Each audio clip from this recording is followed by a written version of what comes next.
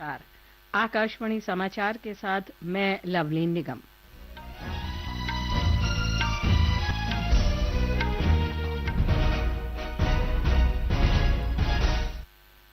Oval cricket test match के आखिरी दिन भारत ने रोमांचक मैच में इंग्लैंड को 6 रन से हरा दिया।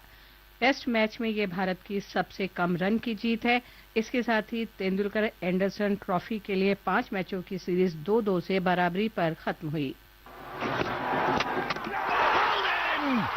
And would you believe it? It is Mohammad Siraj, the lion-hearted Siraj, who has led this attack throughout. He finishes the game. It is a famous win for India. This series is tied 2 apiece. Match के आखिरी दिन इंग्लैंड को 35 रन की जरूरत थी, जबकि उसके पास 4 विकेट बचे थे। भारत के लिए मोहम्मद सिराज ने कमाल की गेंदबाजी की और भारत की जीत के नायक बने। सिराज ने दोनों पारियों में 9 विकेट लिए और उन्हें प्लेयर ऑफ द मैच चुना गया। कप्तान शुभमन गिल ने जीत का श्रेय गेंदबाजों को दिया। When you have got bowlers like Siraj and Prasidh bowling that spell, captaincy seems pretty easy. They're making the ball talk. Yes, there was a little bit of pressure on us, but I think the way we responded this morning with them coming through with this spell was just magnificent for us. We were pretty confident. Even yesterday, we knew that they are a little bit of under pressure. We just wanted to make sure that they're feeling the pressure throughout. It makes everyone do things that they don't want to, and we just wanted to make sure that they're feeling the pressure throughout the 37 runs that they scored. Gill ने 5 मैचों में 754 रन बनाए और उन्हें player of the series घोषित किया गया। Harry Brook को भी प्लेयर ऑफ द सीरीज चुना गया। भारत ने इंग्लैंड को 374 रन का लक्ष्य दिया था, लेकिन पूरी टीम 367 रन पर आउट हो गई। फिलीपींस के राष्ट्रपति फर्डिनेंड रोमुल्डेज मार्कोस जूनियर भारत की 5 दिन की यात्रा पर आज नई दिल्ली पहुंचे। विदेश मंत्रालय के प्रवक्ता रणधीर जायसवाल ने सोशल मीडिया पोस्ट में बताया कि विदेश राज्य मंत्री पवित्रा मार्गारीटा ने श्री मार्कोस का स्वागत किया। श्री जायसवाल ने कहा कि राष्ट्रपति मार्कोस जूनियर की यात्रा से दोनों देशों के बीच संबंध और मजबूत होंगे। एक रिपोर्ट। भारत और फिलीपींस के बीच राजनयिक संबंध नवंबर 1949 में स्थापित हुए थे। तब से दोनों देशों ने व्यापार और निवेश, रक्षा, कृषि, स्वास्थ्य, फार्मास्यूटिकल्स और डिजिटल तकनीकों सहित कई क्षेत्रों में एक मजबूत साझेदारी विकसित की है। फिलीपींस के साथ भारत के संबंध एक्ट ईस्ट नीति, विजन महासागर और हिंद प्रशांत के दृष्टिकोण का एक अभिन्न स्तंभ है। राष्ट्रपति मार्कोस की यह राजकीय यात्रा भारत फिलीपींस राजनयिक संबंधों की 75वीं वर्षगांठ के अवसर पर हो रही है। अक्षित वैद्याना, आकाशवाणी समाचार, दिल्ली। संसद के दोनों सदनों की कार्यवाही दिन भर के लिए स्थगित कर दी गई है। झारखंड मुक्ति मोर्चा के वरिष्ठ नेता और वर्तमान सांसद शिबू सोरेन को श्रद्धांजलि देने के बाद राज्यसभा की कार्यवाही स्थगित कर दी गई। श्री सोरेन का आज सुबह नई दिल्ली में निधन हो गया। उधर लोकसभा में बिहार में विशेष गहन पुनरीक्षण अभ्यास को लेकर विपक्ष के हंगामे के कारण लोकसभा की कार्यवाही बाधित रही। झारखंड के पूर्व मुख्यमंत्री शिबू सोरेन का 81 वर्ष की आयु में आज नई दिल्ली में देहांत हो गया। राज्यसभा के सदस्य शिबू सोरेन किडनी की बीमारी से पीड़ित थे। 1.5 महीने पहले उन्हें पक्षाघात भी हुआ था। वे पिछले 1 महीने से दिल्ली के सर गंगाराम अस्पताल में भर्ती थे। राष्ट्रपति द्रौपदी मुर्मू और प्रधानमंत्री नरेंद्र मोदी ने अस्पताल जाकर श्री सोरेन को श्रद्धांजलि दी। अन्य गणमान्य व्यक्तियों ने भी श्री शिबू सोरेन के निधन पर शोक व्यक्त किया है। झारखंड में आज से 3 दिन के राजकीय शोक की घोषणा की गई है। राज्य में सभी सरकारी कार्यालय आज और कल बंद रहेंगे। राज्य विधानसभा का मानसून सत्र अनिश्चितकाल के लिए स्थगित कर दिया गया है। गलवान घाटी में झड़प के बाद सेना पर कांग्रेस नेता राहुल गांधी की कथित टिप्पणी मामले में सर्वोच्च न्यायालय की फटकार के बाद भाजपा ने राहुल की आलोचना की है। नई दिल्ली में पार्टी प्रवक्ता गौरव भाटिया ने श्री गांधी की टिप्पणी को दुर्भाग्यपूर्ण बताया। उन्होंने कहा कि लोकसभा में विपक्ष के नेता श्री गांधी ने गैर जिम्मेदाराना टिप्पणी की है और सेना का मनोबल गिराया है। बलूचिस्तान में इस वर्ष अब तक पाकिस्तान की सेना और सरकार समर्थित दस्तों ने 121 लोगों की हत्या की है और 785 लोग गायब हैं। बलूच राष्ट्रीय आंदोलन के मानवाधिकार विभाग ने बताया कि पीड़ितों में छात्र, पत्रकार और शांतिपूर्ण प्रदर्शनकारी शामिल हैं। इनमें से कई को कराची और इस्लामाबाद में जबरन उठाया गया। इससे पहले मानवाधिकार संगठन बलूच यकजहती समिति ने कहा था कि कई लोगों को जबरन गायब कर उनकी हत्या कर दी गई है। मानवाधिकार संगठनों ने पीड़ितों के लिए न्याय सुनिश्चित करने और अधिक उल्लंघनों को रोकने के लिए अंतर्राष्ट्रीय जांच की मांग की है। इसके साथ ही ये समाचार बुलेटिन समाप्त हुआ।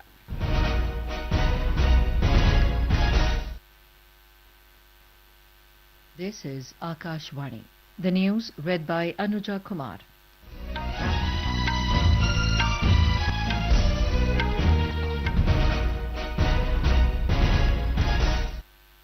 Both the Houses of Parliament have been adjourned for the day. The Rajya Sabha was adjourned as mark of respect after paying tributes to senior Jharkhand Mukti Morcha leader and sitting MP Shibu Soren, who passed away in New Delhi this morning, while the proceedings of the Lok Sabha was marred following opposition protest over special intensive revision SIR exercise of Bihar's electoral rolls. When the Lok Sabha assembled after the first adjournment at 2 p.m., Parliamentary Affairs Minister Kiran Rijiju expressed displeasure over the protest of opposition MPs, saying that it was decided in the Business Advisory Committee meeting to have discussion on National Sports Governance Bill 2025 and the National Anti-Doping Amendment Bill 2015. कि आज बहुत ही महत्वपूर्ण national sports governance bill और national anti doping amendment bill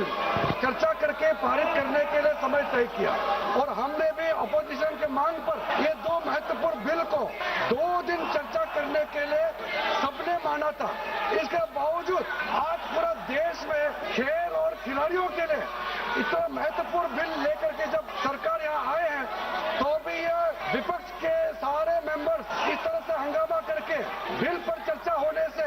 रोक लगा रहे ये ठीक नहीं है।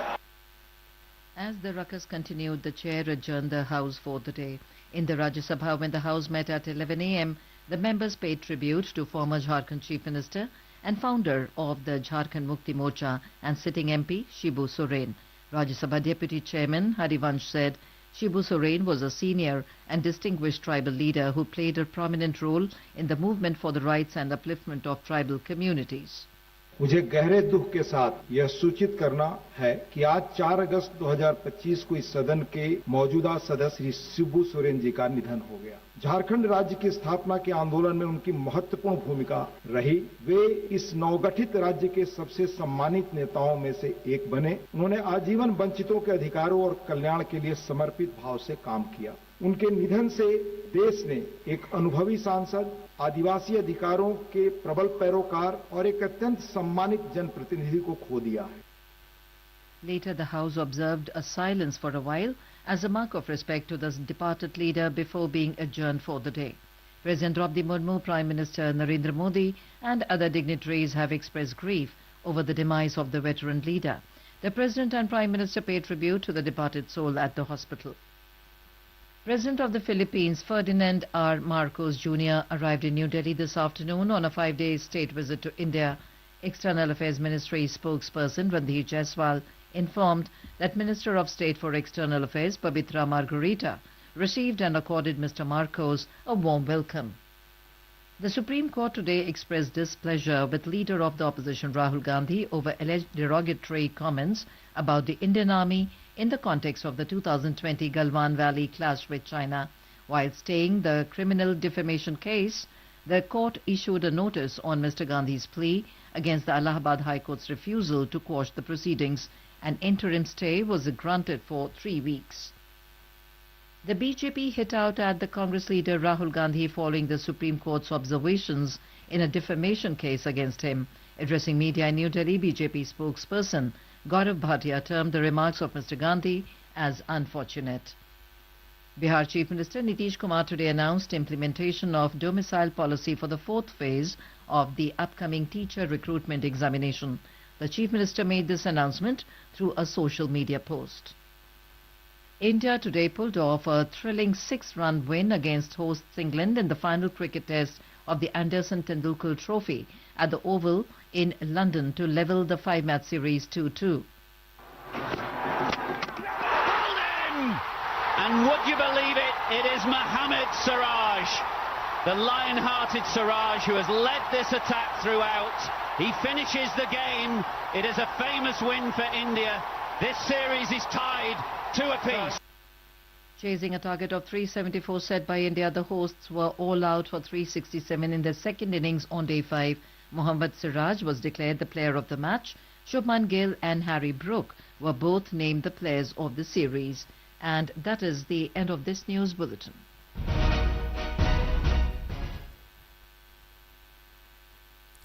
hei hi Akashvani Aizawl ani tuna chuan lunglen hun kan hmanga tun trum lunglen huna chuan diesel ven himile Henry Thanzawa kiang te de zai kan ngai thlanga diesel ven himi zai kan ngai hlama sanga in tong le turin tilarun sang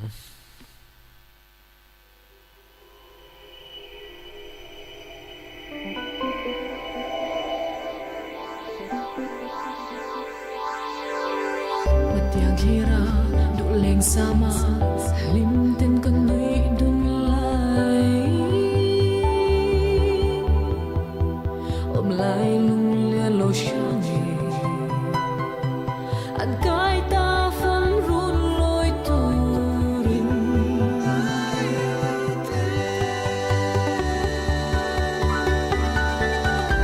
liam vung vung cầm mang người ca ao rồi che lôi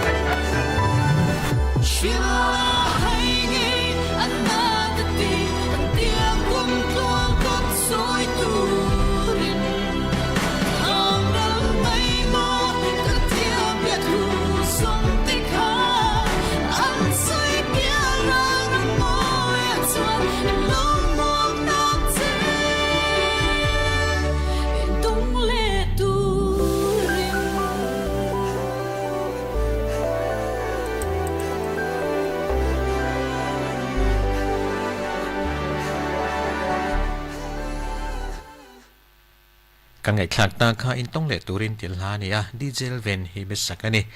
kan hil long che tilha kan ngai thlave thu nga Henry Thanzawa kiang ten ron sang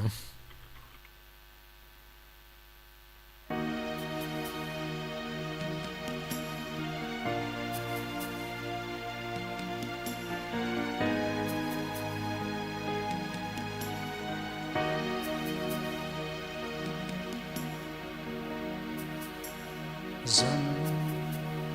tiếng cho thật quý lưu em chẳng hiền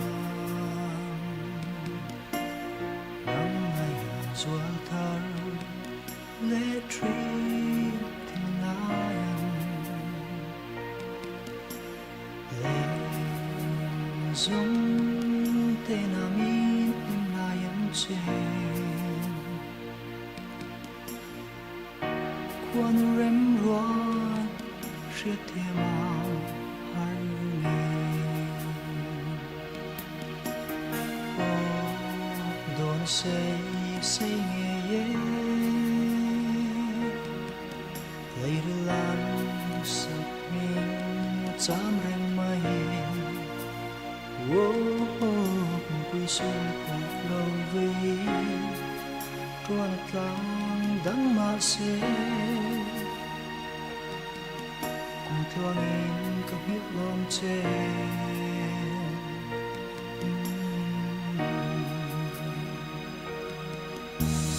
ô đô đã say ngày lấy lăng sắc mình chạm rèn mây cuối su bỏ lâu vây chuan là tlang đắng mà sẽ tuang in biết lòng che tuang in biết lòng che để giống tên amin hôm nay anh chen lại đi lòng tin rê ngóng thấy mong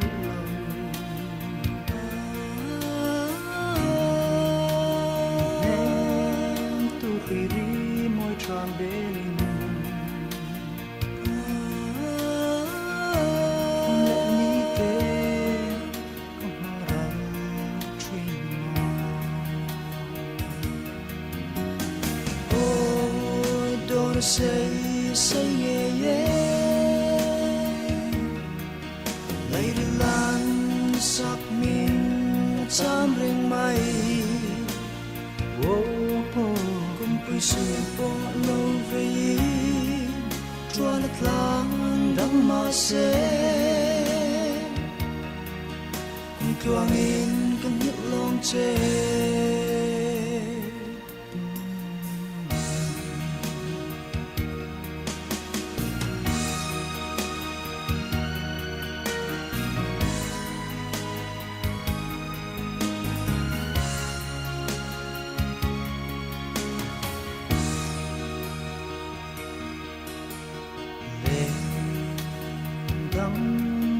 tên mặt tiếng xôn chung dễ đình ngày nhận chê tu đắng ngày đâu tình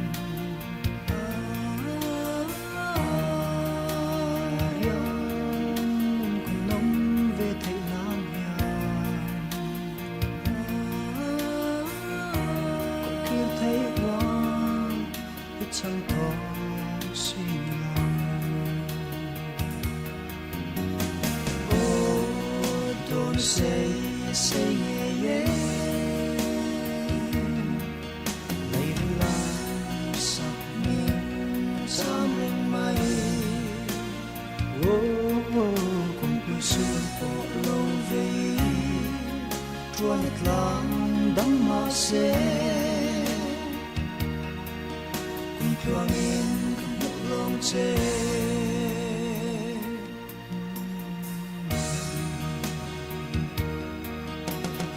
ô đô đã say nghe lấy lăng sắc mình chạm rèn mây cùng quy su bỏ lâu vây chuan là tlang đắng mà sẽ cùng tuang in biết lòng che tuang in biết lòng che đôi say nghe lấy lan sắc mình chạm rèn mây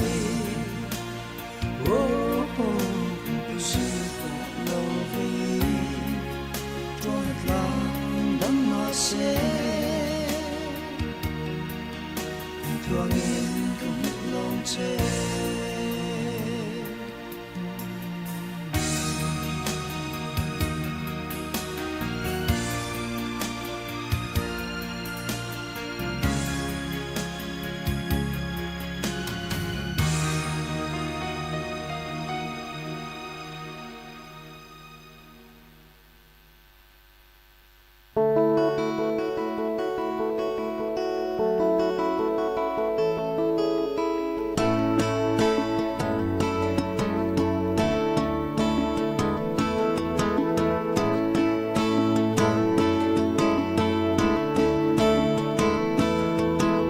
dân tiếng thổi thay anh lệ chúng si ar dòng tê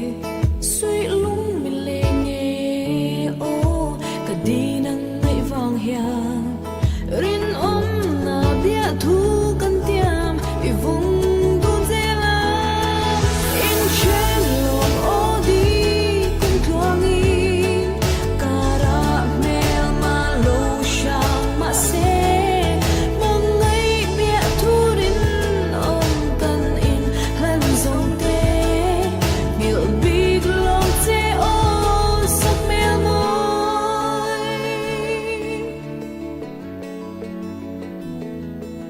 sắc mel môi cái tan hian xoay lâu tin vô dễ là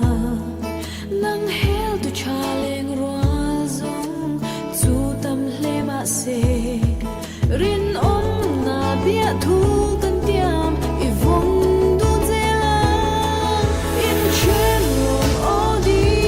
kun thuang in cara mel ma lo shang ma se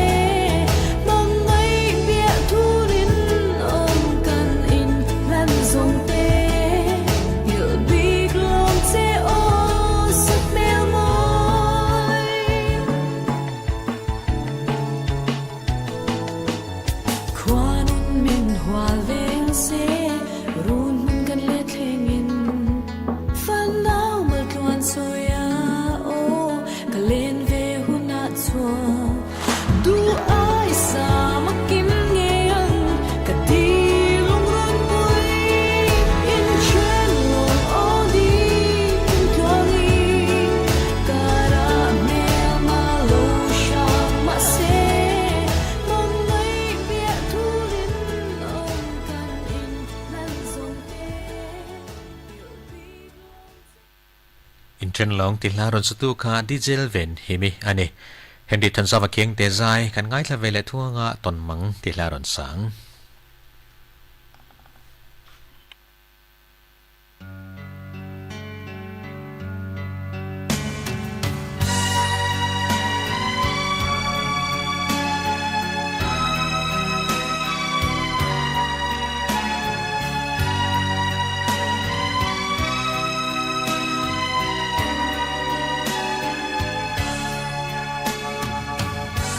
ril thia mahar katan lim na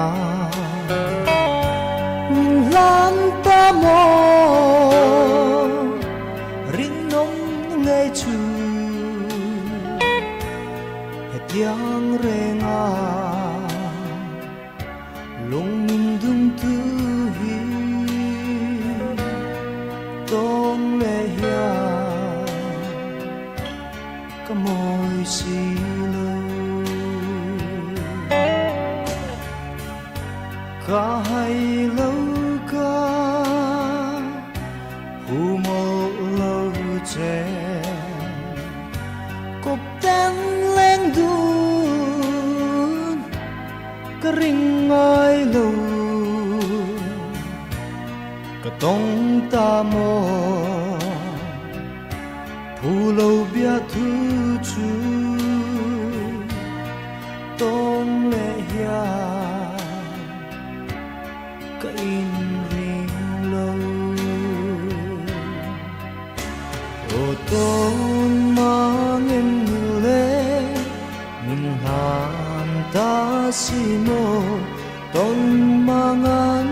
rong ka phao thấy mau lâu lu su se có hay lâu ca u mơ lâu trẻ cột tên lên đun cả ring ai lâu cả đông ta mô phù lâu biết thu chú đông lệ ya kan ngai thlak ta kha ton mang ti hla ni a aron satu kha Henry Thansa wa khiang te ne chuti zong chu tun ruma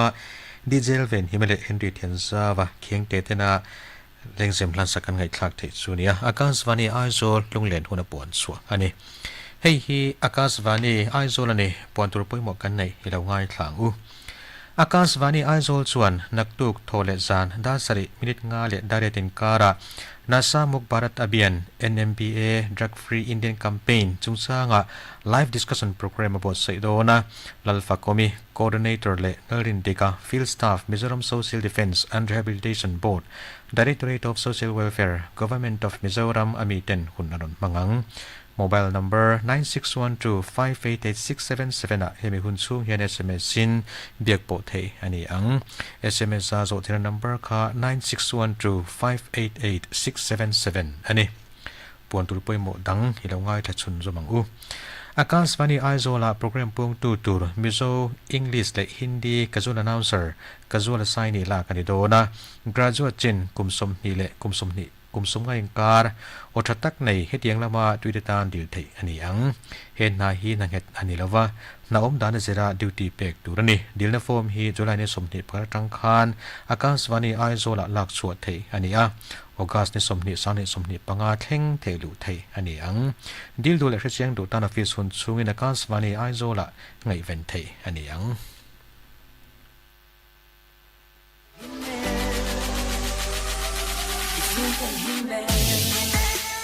Tidam thelo shikpai turin man helsu van doi wang ain du khan swal wanga HIV AIDS kai antamzo ruilola film khurla HIV chu ama in omti ro shingnun zin ko nga positive la HIV AIDS laka lo negative ang cheti hi Sinot Social Front som na che ani e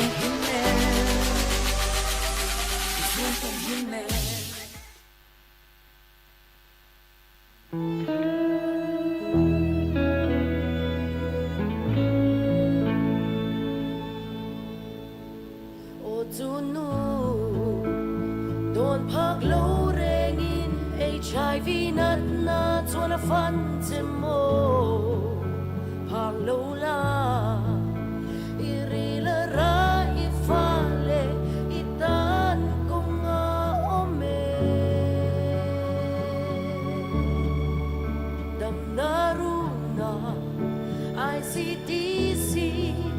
ron pan la phang lo la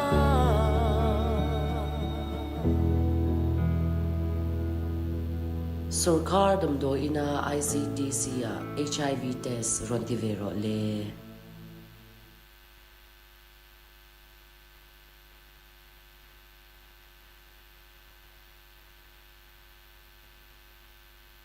Pradhan Mantri Matru Vandana Yojana PMMVY Trisel le lim takanaw ipai theina na kong masaber chu PMMVY India luhi ani naw pai chunga chocha ilei theinan cheng sang ruk cheng chanpuina idong thei ahun taka naw pai lain in entir chinang che naw te apian nuwa shedan na ahun taka laktir nge nge turani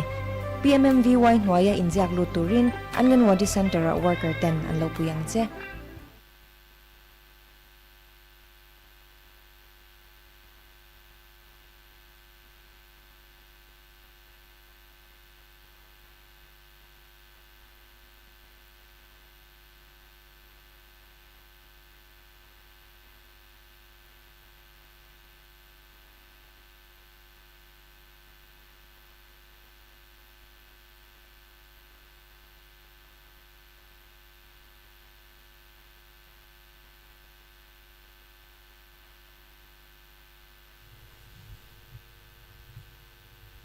Hei hi Akashvani Aizawl ani chanchin thar a chiar tu si lian sang puya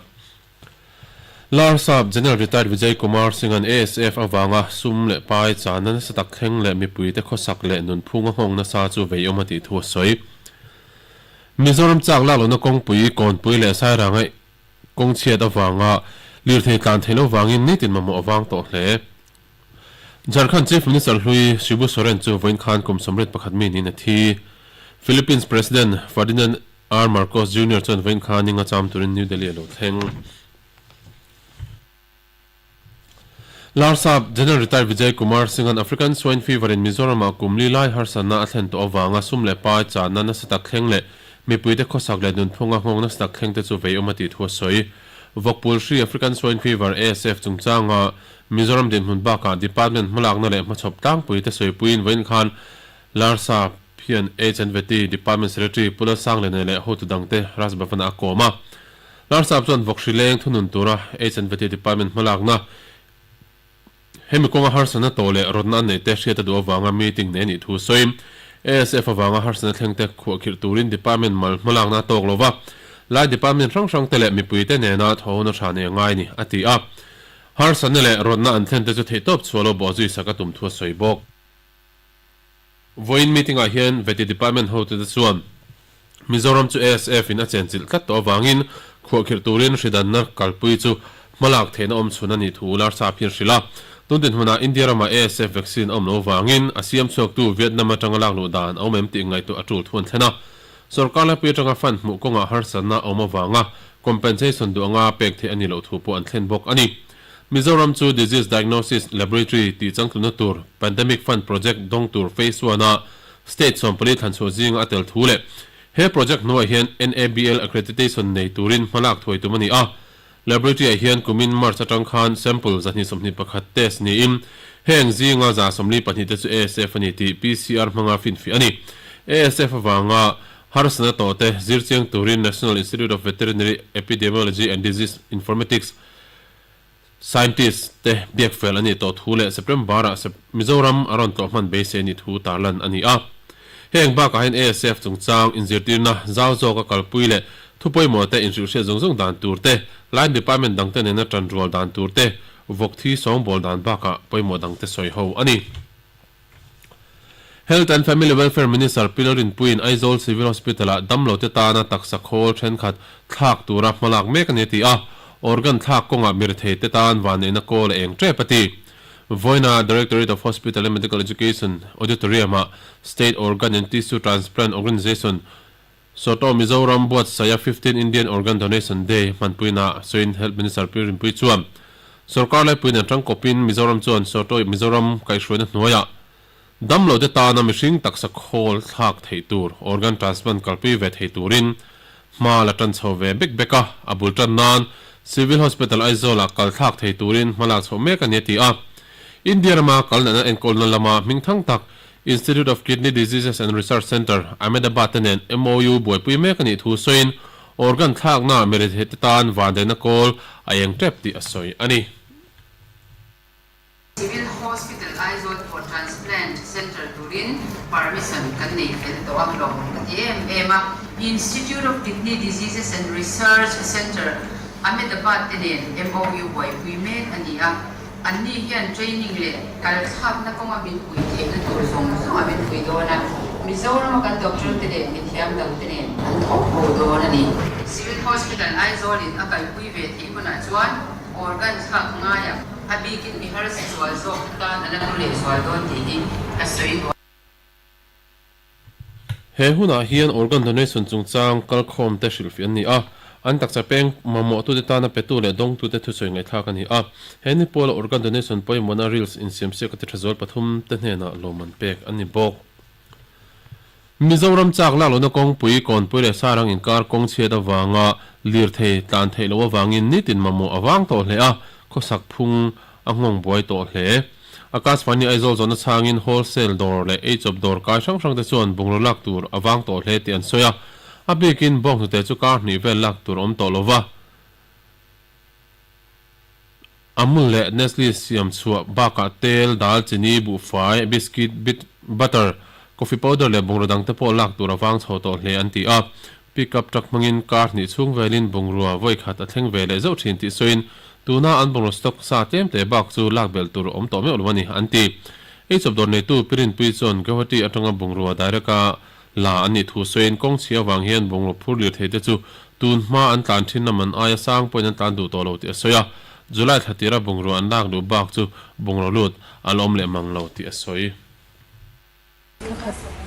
don gawati direct kan ni tamo arham ti vel kan la hi lo lut thelo an tlan du lo ni chu a tlan naman ti sana driver te sang hi zanga pek torang po khan an tlan du lo tamo u fai to na the chang kan he de u se suras de so kan nei ta gawati direct ka chuan tel le chini dal ti vel hi har sa hamasa tirla ma khaton alo la lo to vel khatmo aba khu kan lut to le ei chobdor ba ka in sakna man ro zorna dorte damdoi dorte point kong chet nuwa an distributor ten hena changin stock lak tur wang to hlea mi pui mamo bungro le damdoi om to lo atam to thun soya thingpui dor nei tu te point bong nu te le te le tur awana wangin ei tur sem kong a har satna an tok somek ti an soini liu thei manga ei zong two wheeler le four wheeler taxi driver te point kong chet awanga petrol lak tur mu mal om lo wangin har san an tok mek ti an soya petrol la tura hun rai tak tak in tarang ai thena wangin passenger tam tak an hlo pha thin ti an soya petrol pump then khata ko pon chawa alak the wangin ko pon an nei velova petrol black azur ten an titawa an nei vengam lo wangin har san an tok mek ti an soya petrol chu abura lei phal lo se li thei tanki dai chau lei phal thin se an ti thuan soi ani có phần tên anh ti ta cái niang chuan có phần tên kan nei ve ta lo mo bur kan do lo phei chuan ni khat ta bak thi kan teng kia leng ve lo wa chung chu ke mani ho har san na ve chu ni ta bur do hi phal lo se chuan ba ngai to pin doi la choi le ka suar ta ko hin tam tal tu ni chu khat te an le kho tu khan ke ni kan thi ve ta lo wa duna liter khat ding lo te jeng zale somwa te nan zuar ta ke ni chu khat tiang kan han thun ve do ni la kan lo su tu College University zela then khatte baka school no pangshoi tu nu le pa then khatte point petrol wang chon nun phung ti boi thun soya petrol do hun alak tur omlo le alak the huna re tak tak in tar ngai chuan an huna he hlea an ti tur tam tak an thul pha a an kalna tura te an tlai pha tian soya heti rol he mi puide chuan an lir thea leng bak chu petrol che khol tum thin lo se chatlak omlo wa petrol lak tur omreng an rin thuan soi bok ani Chief Minister Louis MNF President Puzoram Thangan Mizoram Sarkar Naruka State Capital Aizawl atanga then zolason atumdan kalphung chu thil kalmang lawani ti Von MNF Party Office Mizoram Hamrun and part of political session a hethui soin MNF President chuan Mizoram State Capital Aizawl hi then zolason don poni se Aizawl mi pui tamjok fein rem anti pui lo turani a rem anti pui lo mai ni lova an sarkar kalpui dan kalphung chu an nui ti za turani tungdin hmuna khopui son chu thil har satak sumle pai tam tak lonral na turle mi tam tak ngong tur ni awangin mani du thuwa thil kalpui ngot chen ni lo atibok Chief Minister hin Aizawl khopui to lutuk ti zi omna tura PCT din tu mani thu bak mi puyan ponzar anna nei lo ti soin NGO tele party sang baka zor mi pui te po ronna pakhat ma om hriat ani lova hetiang thulian tham hi chu cabinet meeting thutlu na talpo om tur nialan line chu tiang chu zor mi pui te hian an hrelova Chief Minister thil ti dan chu thil ni phungpa ngai ni lo mi pui te ta na pompui rem chang lo ni a MNF tan po khopui son tum dan kalphung chu pomchi ni lovin athalo anti tak zetani atibok UDNP department zone 10 zol PCT project chu state capital sonatur project ni omin tun naya soya oma hei hi sarkar la pi tanga le khalo kala zia solpal awm wangani atia 10 zol PCT project detail project reports yamna turatan hian sarkar la pi Ministry of Housing and Urban Affairs chuan cheng viable che soma sang sun to a state capital suna tan ni lovin 10 zol PCT atan DPR po rom han mekaniti thu chua hian soyani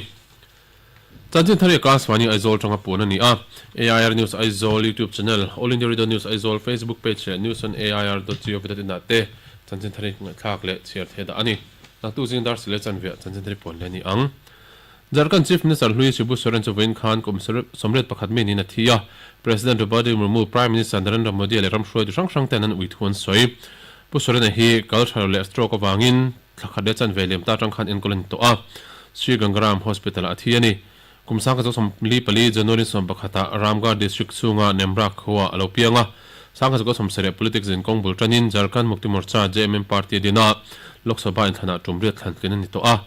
kumsani pali khan UPS sarkari union call minister ni to a Jharkhand chief minister tumthum ani to bok ani tuna hian Rajya Sabha member ni meka voin raje sa baro rel khom po ama su na tan rel lovin voin tan in khom ti top ani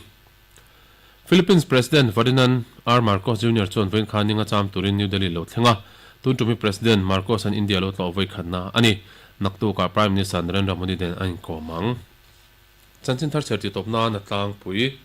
Larsab General Vijay Kumar Singan ASF wanga sumle pai chana na sak kheng le mi pui te khosak le nun phung ngong na sa chu vai omati thu soi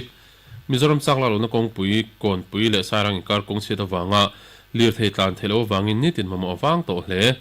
Jharkhand Chief Minister Hui Sibu Soren chu voin khan kum somret pakhat mi ni na thi Philippines President Ferdinand R. Marcos Jr. chon voin khan ninga cham turin New Delhi lo thleng chu ti zong chu chanchin thar kan pon thei chu ani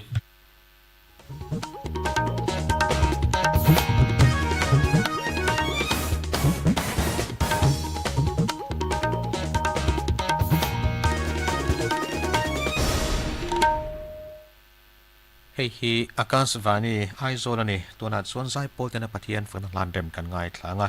tutuma chuan leitan pastor be zai pol le puk pui baptist koran zai pol te zai kan ngai thlanga leitan pastor be zai pol te an lo zai ma sanga vandamoya ti la anun remang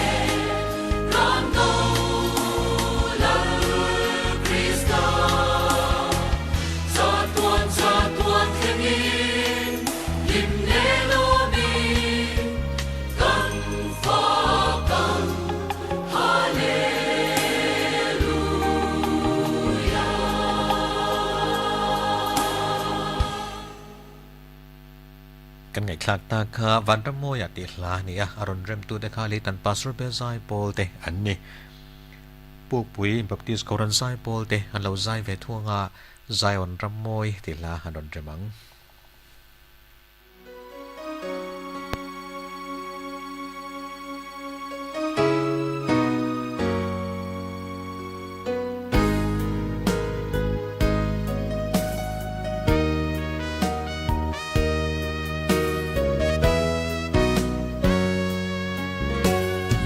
Hãy subscribe cho kênh Ghiền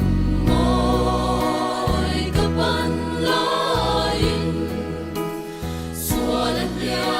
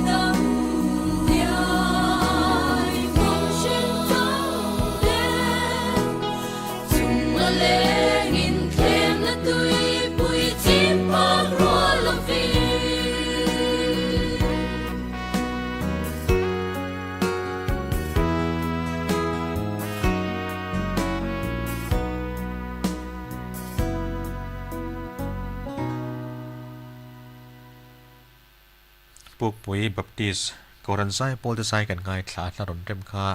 zion ramoi ti la ani mangai na in ti la kan ngai thla ve thuanga leitan pastor be sai pol ten na ron remang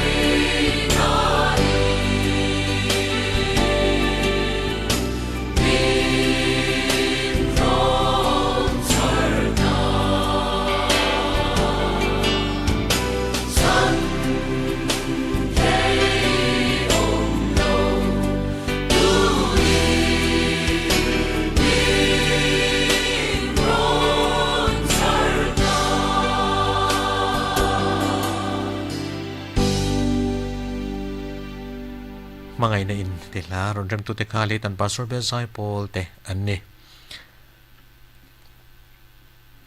puk pui baptist koran sai pol te sai kan ngai thla vele thuanga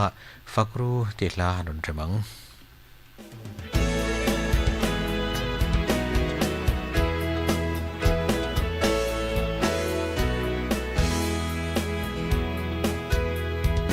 Then for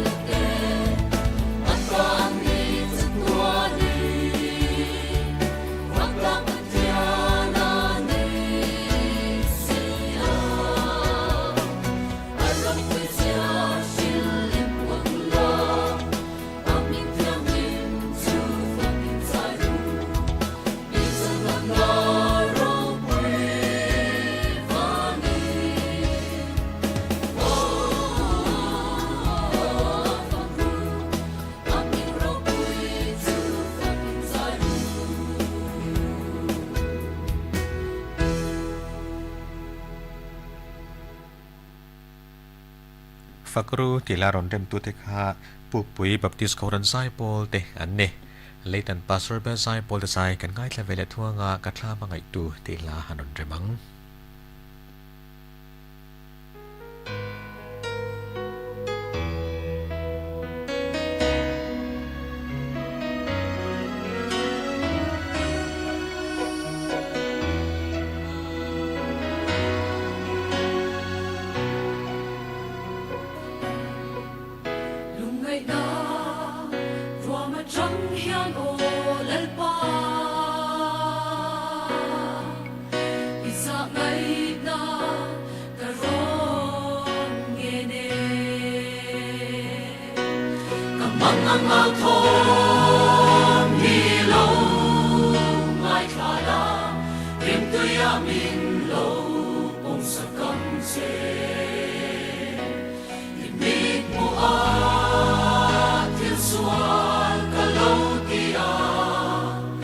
Imele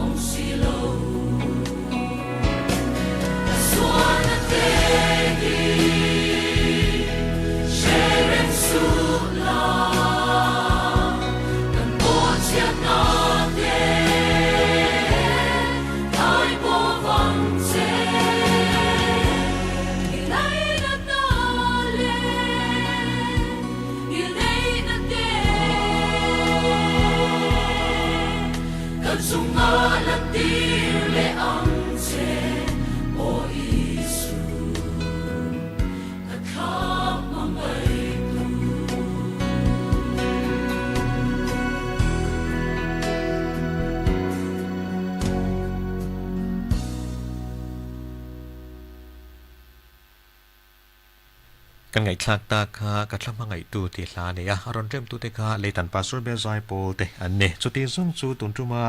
เลยตันปาสรูเบซายโปเลปุกปุยบัพติสกอรันไซโปเตนะปะเทียนฝังนันลานเริ่มกันไงคลากไทยจูอันนี้อากาศวานีไอโซลจังอาปวนสัวอันนี้เฮ้ยอากาศวานีไอโซลนี่จันจินทร์หลังสาจุยแล้วง่ายทาง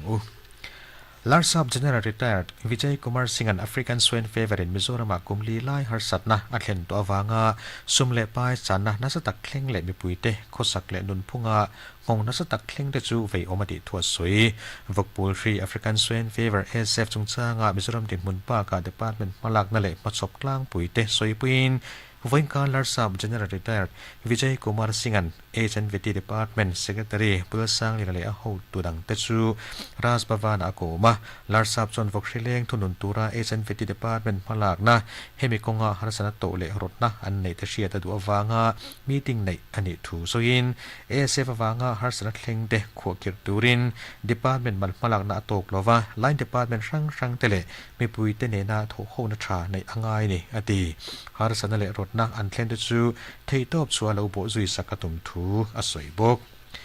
Void meeting a hian HNVT Department Ho Tu Te Chuan Mizoram Chu ASF in อาเจนจิตลัดตัววางินขวคิดตูรินชิดันนักลปุยจุกมาลักเทนอมชุนอันนี้ทูลาร์ซาปิชิลินตุนดินมุนาอินเดียมาเอเซฟวัคซีนอมลาววางินอาเซียมสวกตัวเวียดนามจังหลักลุดานอเมมติงไงตัวอัจูทวนเคนะสระกาไลปุยจังฟันหมู่กงะฮาร์สัตนะเอามาวางะ compensation ตัวงะเป็กเทอันนี้เลวทูโปอันเคลนบุกันี่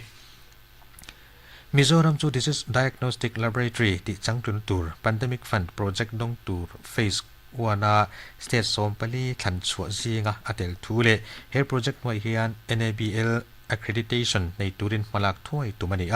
laboratory เฮียนกุมินมาร์สอัตังคาน sample จนิสมนิปกัดเทสในอินแห่งซีงาซาสมลีปนิตจู SF นี่ที่ PCR มังฟินฟิอันนี้ SF ฟังฮาร์สนาโตตจิรเชียงตูริน National Institute of Veterinary Epidemiology and Disease Informatics NIVEDI Scientist Expert เบียกเฟลอันนี้โตทูเล September มิโซรัมอันรอนเข็นมันไปเซอันนี้ทูตาลันอันนี้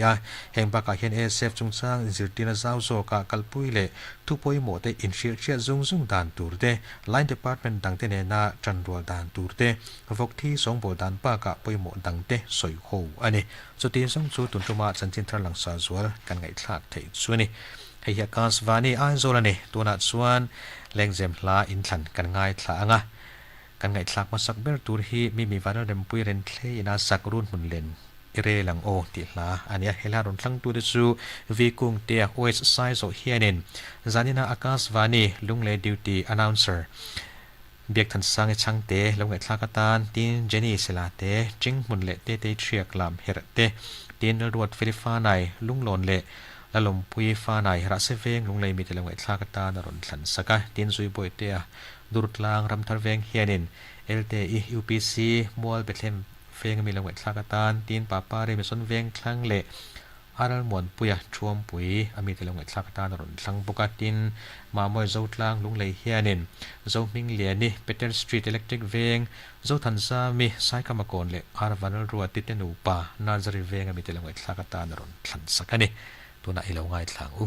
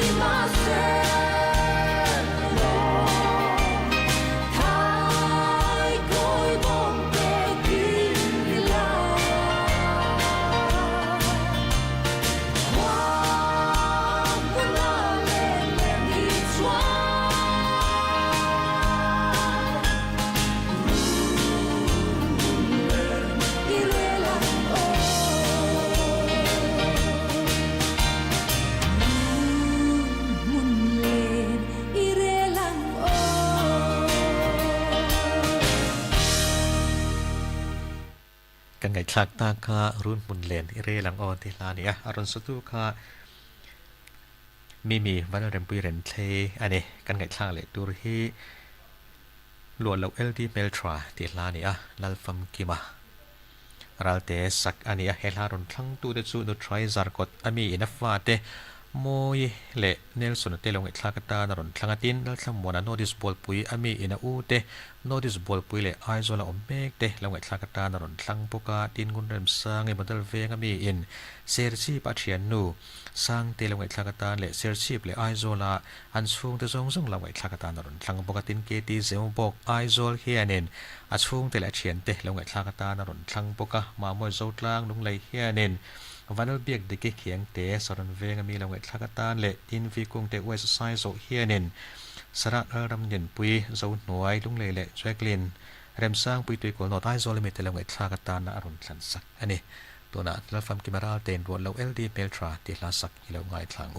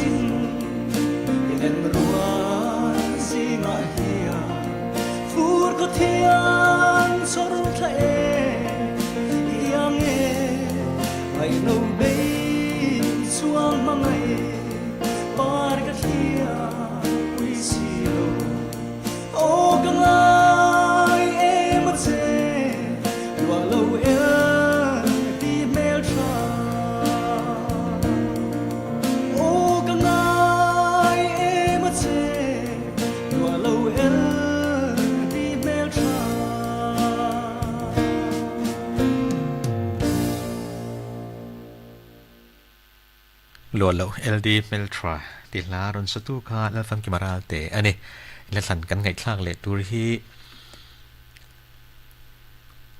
kapal lo che ti la kan ngai thlanga diesel vet himin aron sanga hela ron thlang tu de chu nu try zar kotami in a fa te ma mi le Nelson te lo ngai thlaka ta ron thlanga tin al nun pui loi pu venga mi hianin dar lo na an chung khat leina te zong lo ngai thlaka ta ron thlanga tin varshiat pui ma mi hianin din thara anu le pa te le apian pui u naw te lo ngai thlaka ta ron thlang pokani tin he la ron thlang tu dang le chu ma nei loi pu hianin thazela ITI tin ma engi mison veng mi lo ngai thlaka ta ron thlanga tin pa pa ri mison veng moi te te nu pa bung kon ta veng mi te lo ngai thlaka ta ron thlang poka he la ron thlang tu dang le chu nal ruat kimi ma pui te nu fa mi son veng thlang ami te hian upasang lian do la te chung le zo thani te nu fa kor te thoveng ami te lo ngai thlaka ta na ron thlanga tin ma nei le ram te te nu pa me thlem veng ami te lo ngai thlaka tan ma sang college veng amin aron thlang pokani tin he la ron thlang tu dang le chu moi zo tlang lung le hianin lalmuan omi kanan south Aizawl mi lo ngai thlaka tan le zorem pui san mari Aizawl mi lo ngai thlaka ta na ron thlang bokani kapal lo che ti la diesel ven himin asak helo ngai thlang u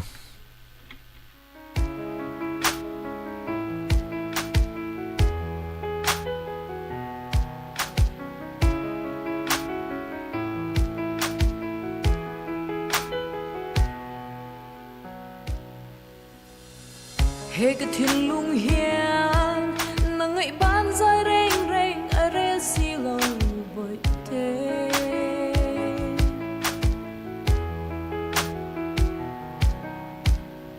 din mun in zir lo vang zo hian em ni ke min lo chen le boi te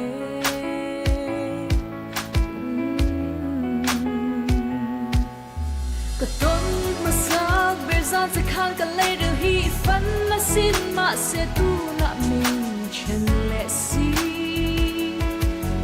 kum thuang sa mang in chen tur chuan boi te ka phal lo che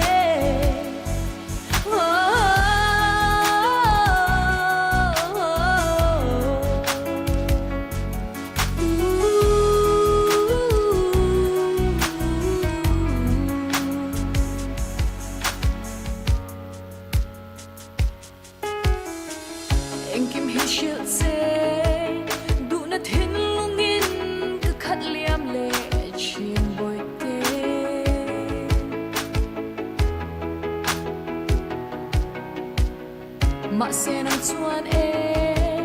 minute khat so tal po hun min siam thei si lo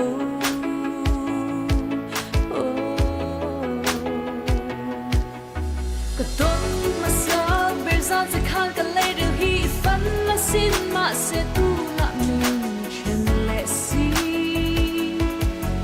kum thuang sa mang in chen tur chuan boi te ka phal lo che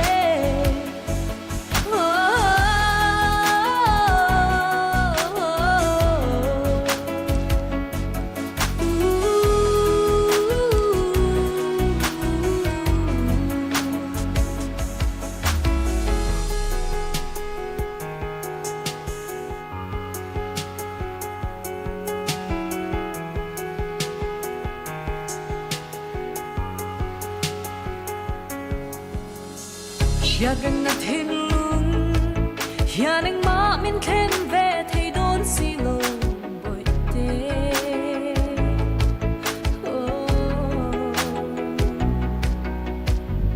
khoi an nge ka om po shalo hian in ma ten kong ka zo ka dam ve na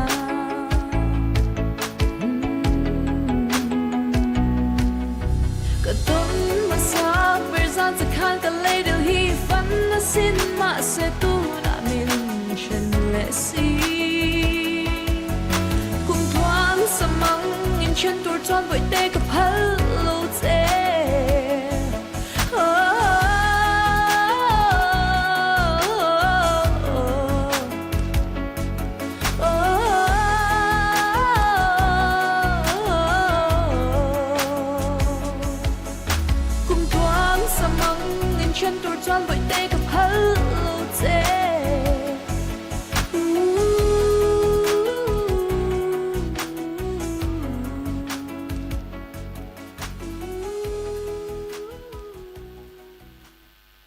พันเหล่าเจติลารอนสตูคาดิเจลเวนฮิมิอันนี้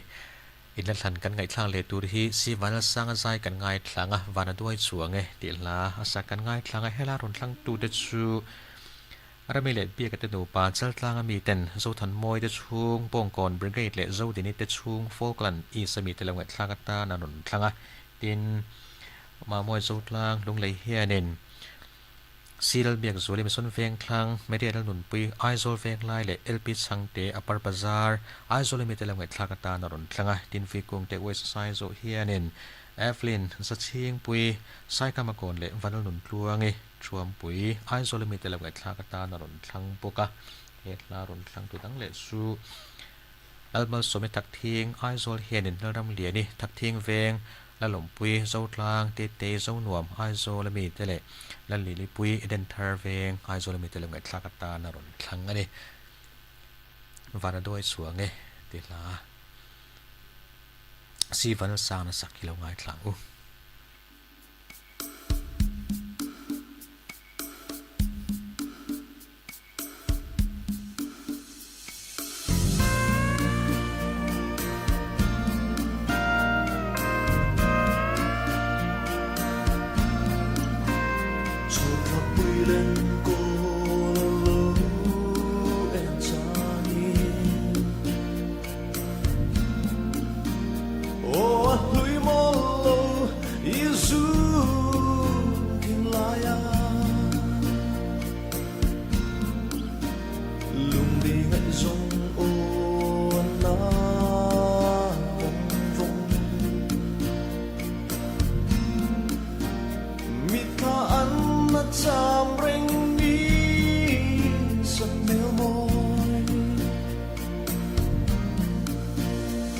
Serino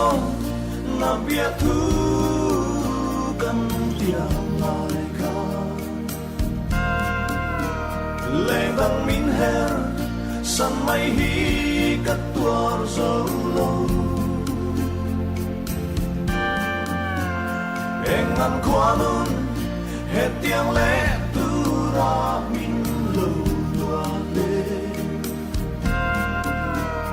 và nó đuổi chuang nghe sinh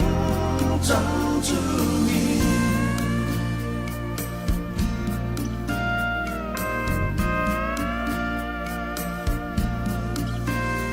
yêu yong si lu isa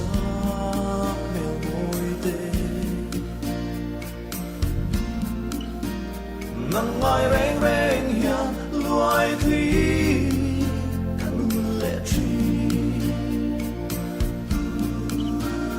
lên bằng trái dài lên cả rêu thì xì lâu tuột thia mắt har nghe ariang chân sông mà serino nam biết thu cần tiang lại ca lên bằng min her san mai hi kat tuar zo lo engan kwanun het tiang le tu ra min lo tua le và nó đuổi chuang nghe sinh chân chữ mi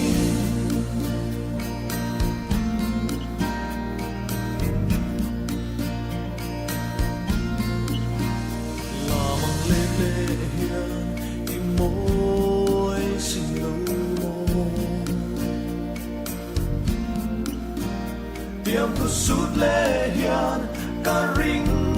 ngắm lâu xe mà xe lên nông tròn bề lá liều lòng chân sông mang nghìn trên dài irel si mô mà serino na biết thu cần tiang lại ca lên bằng min her san mai hi cắt tua dấu lâu em ngăn qua luôn hết tiếng lệ tu ra min lâu tua lệ và nó đuôi chua nghe sinh chân chữ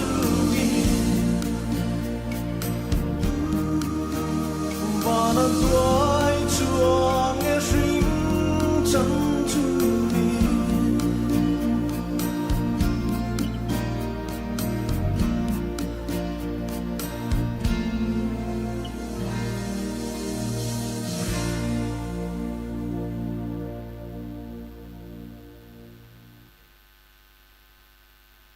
kan ngai thlak ta kha van duai suange te hlania si vanal sanga sakani chuti zung chu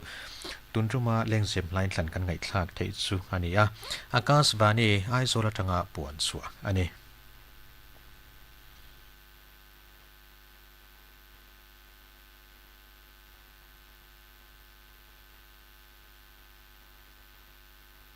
hi Akashvani Aizawl ani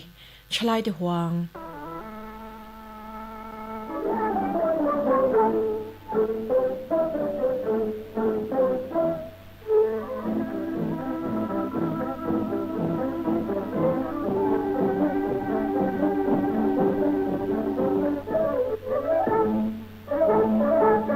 tunjum chalai de huanga chuan mangai na wang ti thupui manga lem chan kan ngai thawanga hunron mangtu te hi lalmal somale achian te college ve ngami te anni tuna ilongai thang u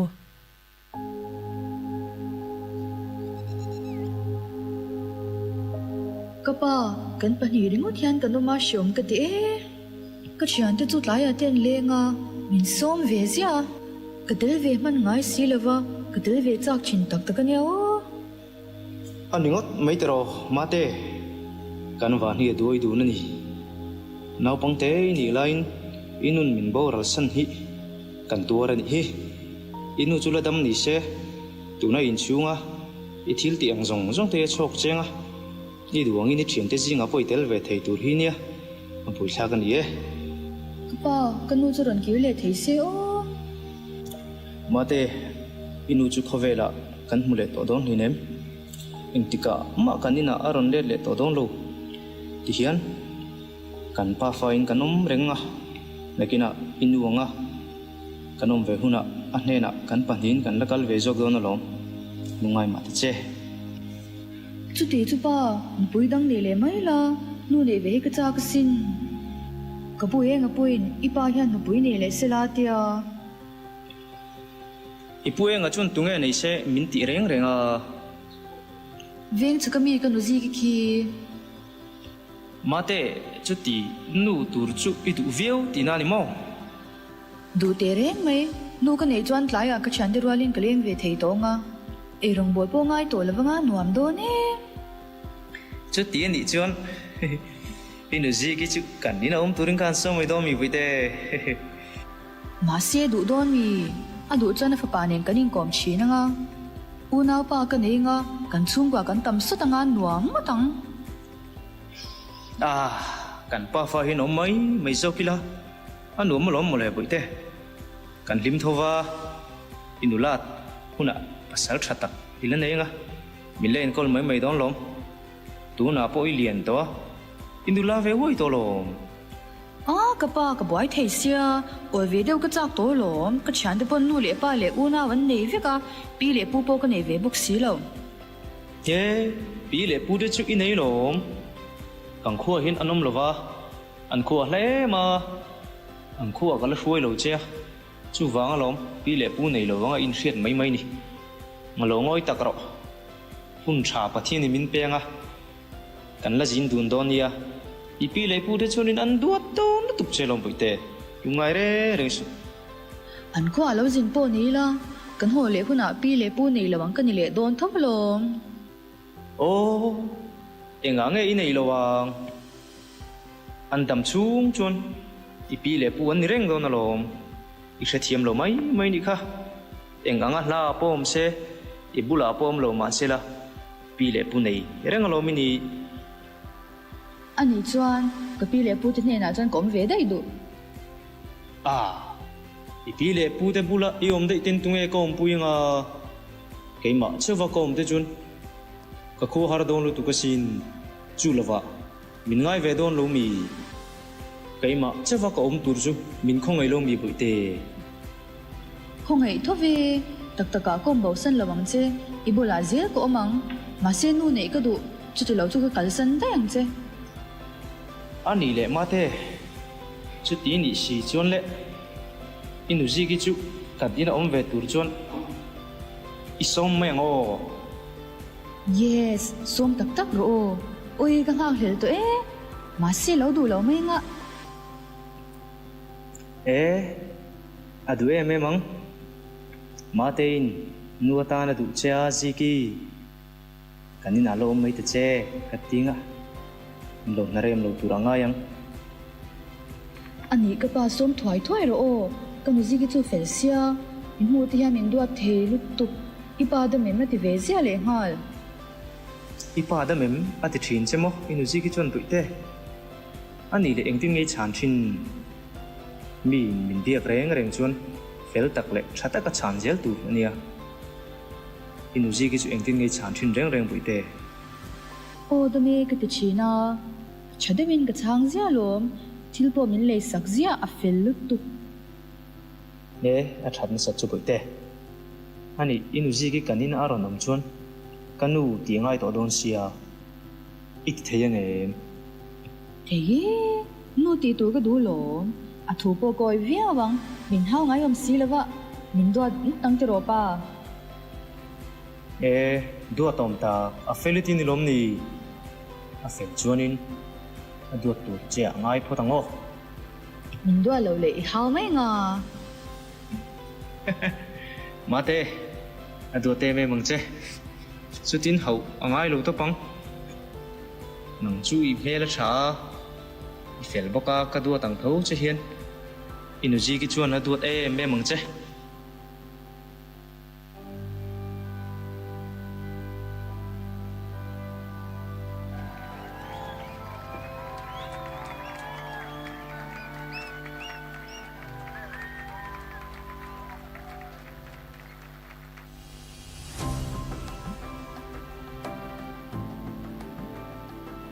Với chuyện tin nghe nhàng cái chàng tôi mau nãy nào cho anh cần câu đồn thấy nghe một chỗ kal ve ngai ngai chu tha ma se tun lai gan na gan chul khopa ka tel ve man nge mo nang mai lo vakal mai la ka man le rong kal ve chu ka tum tho wanga thamai nga các kal lậu chuan mi ron hau na se don ema ani kal vakal nge cho ai ngal tu ka ni bok sia a thamai lom thei tu kin po kal ma ka ngai nia cho ai thui la thang in dei na chung ka rong kal ta lo ni point min lo phat sak mai nga ba ka chung ko ai nang mai kal thowa ai o zo ber yoma thamai lom ma kim chei chuan sia me ro ipa aman mu ani chu ipa hi zong sarkar na te hi apa na ang me angai ni hi ka boy ka chu atureng mai sia ni khat lek chol lak poi thei thlot lo ani hi kan nei mu na ni ri nom ta ka kan tholo den ta thok tu chu hlo mu tlak kan di tur lo chei chu siam ru ei wadang ipa la mani na chau bai pui enga ma inthural pui thei reng lo mai kimi voina taskal lo me ro ina ti tur tam si ilo in sunga chwa thi fai num le hlori ni no tanga dar thang te fai takin lo not la khoya ma lo leng chok sum je kanu class kal lo ngop tu chu ka chan ten min zir san le nga ba ka exam nai to kal lo le chin tu chu kal lo la ka ti chuan kal lo la ni mai engma tak tak zir chok chong lo bang ina omla a chu la piang ni thok la tok class kal ti mai ler bak in zir chok lo ka kalanga class bana ka ti mai don lom nu ava ma ke o iti man lawang ithil su po ro man nang ka thu chun hial lo mai ro class kal lo le ngot chin chu a na kuma phe chuan sol to la thang he ang ka pan phal lo to pang ke man ka phala lom vena po inde na ka kal do na in ni lo ha nga yang ka so yang chuan lo ti la to ka ni mai in hi lo thwa san mya lo la kamit lung takin engkim ni lo tiang che kan zirtir tu te min hau ka hlau lom chu tiang soi boy angai lo chuan lam tur hi zong rang chu I that chiat wang mai ni kha ipan andwa chati isha da wang hian min za lo ni hi inu tak kan lo ti hi shavel chu ka khongai wang cheu ni pa hi ka ne ya thui oi lo chuan ni tan hian nuam lo tul tawang ka in sia manga ka kaldon ka thil soi chu sharang ro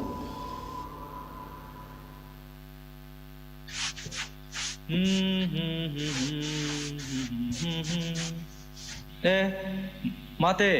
kha iga boy mel ve thingpui lum sai te nem thingpui sen hang ina cha kum ve hey point chu office lam kan ol de wakaram thop ma ve de uni hi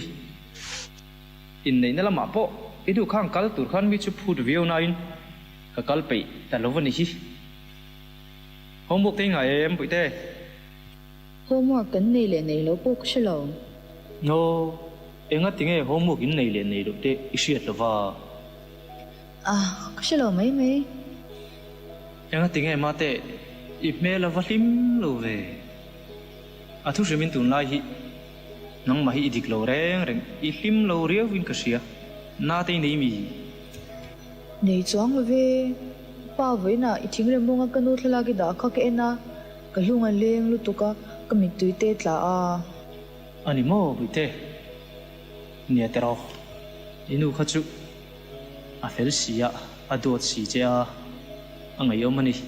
ke poin ka ngai thina lom buite ma se hei tu na ti chuan thari nei do lom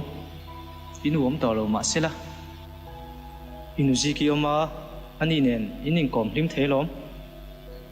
pa ka pu te ne no ve dai ka du ye te thu chuan chutia om bo dei ka du te ti I om bo dei ti chuan ka ngai lu tuk don che sin buite ni danga chu tiang thui soi ngai si lova tu na taka chu tiang de soya nga tinge show mi ti mi buite rasanna inei mi min han silte kanun na kuma chan skuli cholang min tia minin suk tira chhuat te kan not veka khoya ma chhuwa po phallo ina po class ka kallo wa nga tinge chu ti mai maya school te in lo yun thu tir o ni danga ikal lo foem kallo zing mai ma sei pa ne na soi mia su ti china ka pa yo mi chan mo min do theilu tuk chhedeu ti han min be a iom lo chan haute te a po ya min house ya a fa pa lo kal ti han poisa pe cheu zela ka dil ve ya min pele phal ngai box si lawa ka pu te ni na yan om ve dai ka du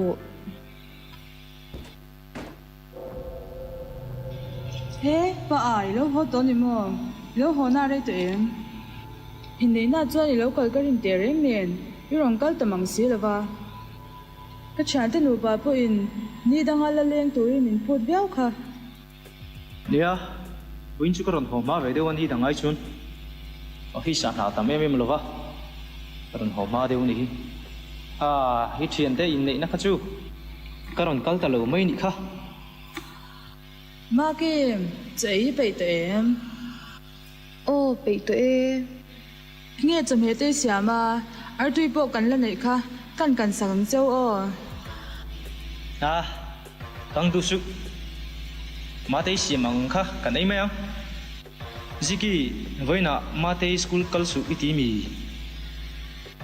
ti shan nang aman kan lu na dewatia chu ti chu lo mu ha dam mai ro ka ti ni kha kanu kalu na ka ti lo kha nang man class kal lawin chhuat te lo not la lawin su lai tia ka ti zo nu a po khoya ma chhoi phal lo ni kha dot sei rang su no pang te si dot sei shat e ma chu ipa bula ni lo lawi mi lo he ka ni mo ziki chutin ma te in do ta soingot lovang ni da nga po school lo thul tir fo ni ti min sil tlat ma te hian ka hne na eng ma soi ngai lowa mi tlang ka ma tangin ni ka hriat zong ma te in do ta soi lovang mi ta soi oiwal po ni tol hei ne male an fia ve me je ni chu I hau me e patlinga pumpa mi ti dera han om te zong I ti ang lo lutuk ka va na do ya anu in hun lo lu tu kamin boral sana nang mate mangai tu tu tin kanei chia kanin nei dona po engkim kan soidun kha in huam ema tuna ata siom na siam tu mai moi ni le si mate hei en da che anun po lim thelo hi ifanu chang hi mangaya engam leka anu itija me kanin zong ta kani chito nui in sei jing ma kata na nuam he nem ti tak ema chuan ka papa po ka ngai tua ve tholom o ati ra po ron foi ngal turin ka ti cha api ten an phal lova iron soi lo ani cha uzong ani kha ma tei point naw pa tur adu mema ron soi tel ngal la eng ma boin om lo tur ania tuna soi thar le atu lo kan no fa chom hloma ron tura sa sung taka om chu ka du iring reng ami te lo me nang in fanu inaya ilaka anin tlak lum hlei om me mit mei veng renga ka fa pa han om tur chu ka phal bi reng hlei nem ziki ithulak dana diklo karil ru ang lo lu tu kan ichu chu tiang no pang men lania chatakin kanen kolanga anin ngai mai do na lo nutling takin om ta che chu tiang ril ru te put a thangai lo thulai la lo ta ka nang ma ber yom don chan le ifanu thu sai yo ya ke hi do se min nga ya ni don chan me na wang kho pang thulai ilak thiam bia wa nga yang ka she om na le ka om dan te hi min sha thiam pui ve nga yang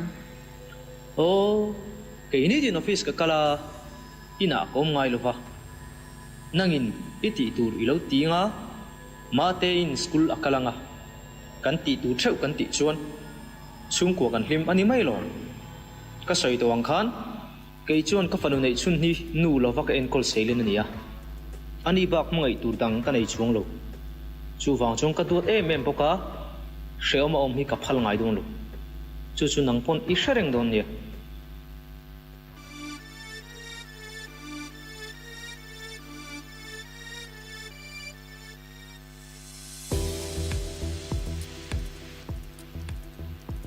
Makim lokolok te ka ruma Saringe ni ta ta han lo thupat te thil zo du lok chi kana ya o hei kan college sai ron du ta kum khat chuang lai mai kal to lek thiam thei tak point in ka sia chuan in chung point in om nge nia I chung te ke ngai om mi ina in lo fa chapin ko ma o ni chu ma leo engi ti thina ti tu chu tam mai chul ka thoka ni mai chu chu ni zirna in to del tina ni mo nu le pa te la ne o pa chu ka le ne ani chuan unaw zang in ni sir ka chan chini han soi tlak vak pom lo kanu yan no pangte kani lai min boral sana pan bui una po ka nei lo ani chu ma leo entin ye te college ron kalwe thei chan tum ve sim nge chu tiang chu ni mai ani chuan ipa chuan ron kan ngai chem inin hunga ye kanin mukhat khop mai heta hian kom ti po she kher lawang ka chanchin ka shil ngai lawa ngati nge chanchin shil lawa yom ka pai nu pui dang nei le a ke kala na pang ve bok sia kanu chuan school kalte phal lawa min hauna sa chin bok nen nuam ka tilawa arukin kan ina changin ka chuak ve to pa ti hian mi na kom ta char mai ni ka pa chuan min ngai ve chin ngotang ma se ka tan ina om kha nuam bok silawa ti hian kom ve top mai ni o ni chu ma leo ma na tang to kan chan chin hi ka lo ngai ven ru de urenga thian te le mi dang ni na tang point I chan chin hi ka lo shen to se ka chan chin hi sha tlak po ni lo kri ru chuan ti hian ken lo venga lekha ka zir theina ni phot chuan shom twar po ka hwam nakina ka vaneya e zana tur ka mu ve ni chuan ka pa chu ka le zong chuak le ang ka tia makim ani le thil pakhat ka soyanga mun te mi lo ngai thak sakla yom dan le kho sak dan zong te irilu put mang te sabek lo mai la yom dan te ka set phak tok ka set ve chang hian ka ta na pathian vo te ni yang chu karil ru put mangania inge ve ta sir chu ka phulo za thlak ke chu fusha wak wang me kania ke ma hian engma chuan tur ka nei lo mangai na tak ka don na ka pa ne na kom to bok si lo ma semi te min mangai na wanga tun din mun thleng ve thei mai hi kania engma ka ni lo kalaka in thasungin min za em mani ti pok sia inun zemoi le in ngai hian ta ki ka du na chenia ka mangai che sin chu ipom thei ni chuan dam chu om dun tur le anuam le se oma po om duna in mangai ton turin keril ru galo sian fel to sin khuvela hian min mangai tu hian om thei poin ka ring lova ka chantok le ka ni na hi ka hai lo ma se kom na ti hian min du saka chuba ka chian ti hian min du sak ve boka aba ki chu ka tan be se le to thil dang om lo iril ru beidon na le I har san na thei ka sia sin in shon in ti dan che poi soi lo po kan ka lo sha che to tunai om na te chang po hian thil chu ka sha che ma nang mai rin oma du sakla ki ni no an du sak em che ita nang ki man huam thu te po ka sia bi le pu te po ka be vek to nang ma thu ni mai ma kim ka du che ka hangai em che si nu le pa ka re se lia nu la chatak le om thei tak an tamalom ke chu kala ka in ka fung du re rang su tan kai huama hitia mi na om lova kan ani kan sak dun suan chung khat nu peranianga tin tuna final year exam do na pass theina tur po in thei to po chok pui thon chelo pathian za ra za len te in thasung lovin nun poi mang theve to don lom kan damanga kan pan ni hian ipa te po kan han tlo chuak ang chu iti tak ani chuan ka tan thil lo mom to kania ma se oi har ka ti dewani in fiame momin ti der mai ni ang ti ga hlaw ni sar ma kim fiam thulo sin engang ei ru khana bel cha tur ka ti de cheleo oila pom thro arang lamin ma kan run lang o tuna chang chuan sar min ti to lovin min u to song cha ma kim iti tak ania ka mangai che sin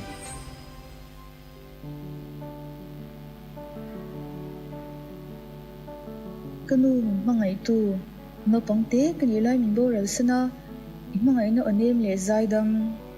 mangai na mitmeng moi tagle ikut pha a min choi chung te katan sha chian phak ve kani silo min dam pui ve ni le chuan du mangai na odik tak chia in hi onem le zaidam kadong ve nga kanu tia ka kau chang chi in min chon ve chinang tro nu mangai na dong lavin hun he le chen hi he ko vela hian hun kamang ve ta tu na chuan kum som ni chuang lai ka lo ni ve to a ma se kanu he thla ki ni tin ka enzi a kanu na chau chang ni a po thashui min pitu le min fui tu ani ka pa chuan min mangai em a ma se yom tak si lawa chuan nu tur ka do em awangin nu pui ania chu kan pa fata na thasi lo kanu kan ina po om lovin tihan ka wak waya kanun khu chwa ve nan mi ina te ka oma tu na min mangai tu tong ve ta ka phula mal som na dungin kan lecture pakhat nen dam sung tan ti in thu kan tiam don ta thle maya kanu ka ngai che zual kan hlim nia chuan raw thla talin ka kyang om la minun he mang cheo kanu makim in kal khomelo an hong te nga tingai kal ta holo kal ro urin makim chapelo nga tingai cha kanu thlak kalo ena athala hini tin le zantin kamudonin ke enzia china hetia kan lawin nei don ta ka phe hi chuan ka ngai hi zual em tin ni ani ve khopang ma se khem ta kom tum ro kan he na thamu takin yom to dona lungai reng su lungai le thlapanga yom hi phal don reng le nem kam hangai hi nat karem tilo o urin kawan lom tak em imit mangai zia le kata na in pek ni hi kanu shil ve ka wachak tak em alom don em sin kapapo lom ngutang kaputin an han shila mase kanu ziki kha thalo hle ni oma rim chang ma sala ron kal jo tum ve thawa urin ki zong kamal em ani tro makim lungai su ka ti chikha kiang ai om thoi to to na inga ngai thla pa shave kalo chu vain ka nei om thu hi tha ô lalpa ka van lom tak em fasha te re thei te lalpa le pathian iwan chiang tak em ka phu lo mal som na min pe urin ka van lom tak em ka dam chung ni tan rinam takin ka omanga imi mangai na wang hian ka tan hlimni ko le eng ve don ta Makim ka mangai che lang che kan dam la ni tlak ma le tlak mu tharau kho le thlen point ka mangai ber se lang che o ka van mangai tak che em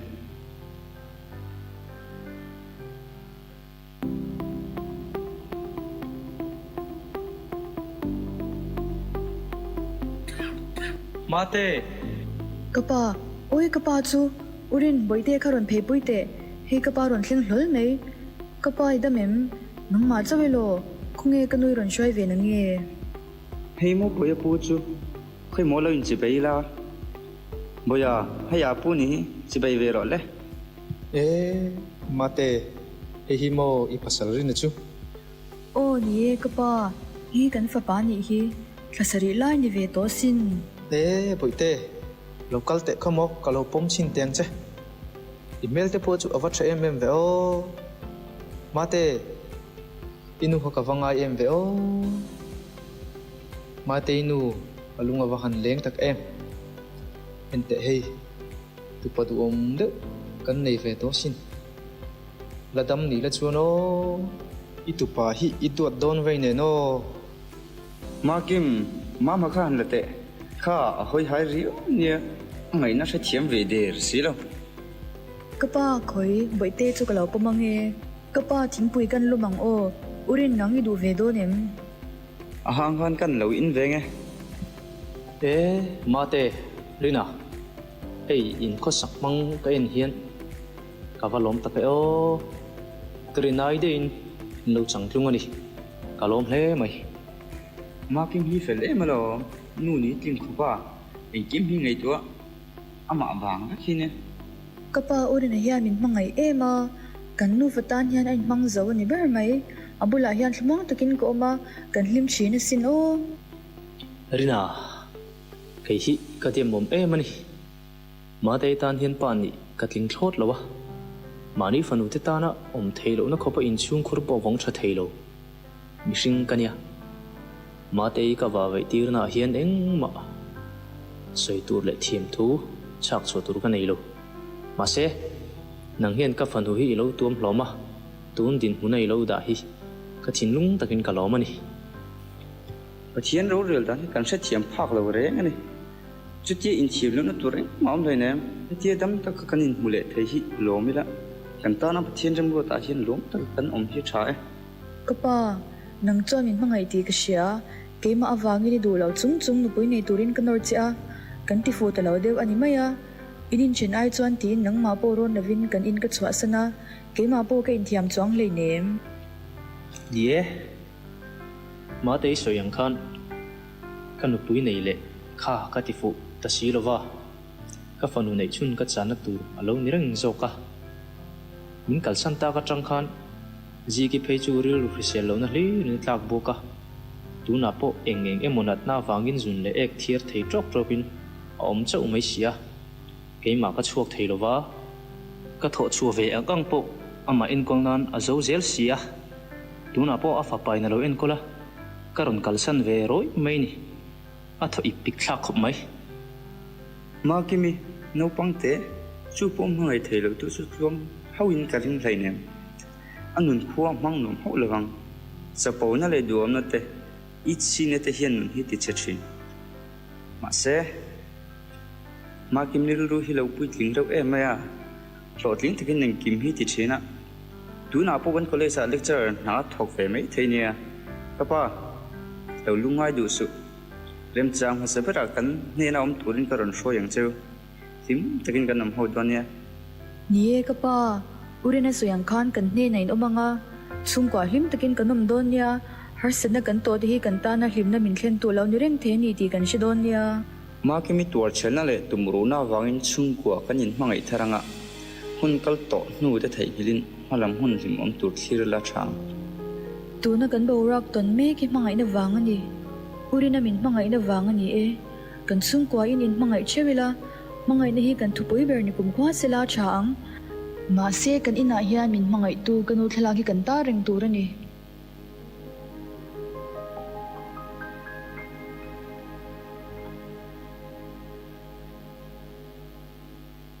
Tuna kan ngai thak tak mangai na wang ti thupui manga lem chan kan ngai thak ta ka hunron mang tu te khalal mal somale achian te college ve ngami te anni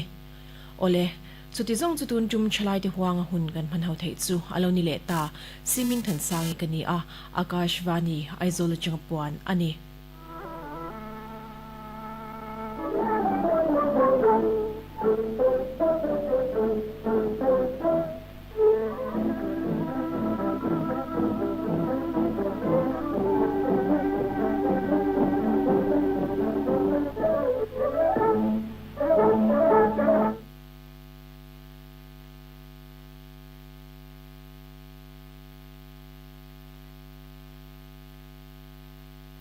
Hei hi Akashvani Aizawl ane tuna chuan chanchin thar Hindi le sap tonga chiar Delhi mi lak chon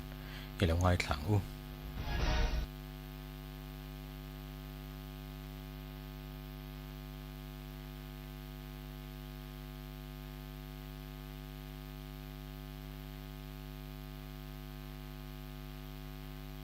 ये आकाशवाणी दिल्ली का इंद्रप्रस्थ चैनल है। Medium wave 366.3 मीटर अर्थात 819 kilohertz पर, DRM 810 kilohertz पर। प्रतिबंधित चीनी मांझा की बिक्री में शामिल 2 लोगों को गिरफ्तार किया। इसके साथ ही प्रादेशिक समाचार बुलेटिन समाप्त हुआ। नमस्कार।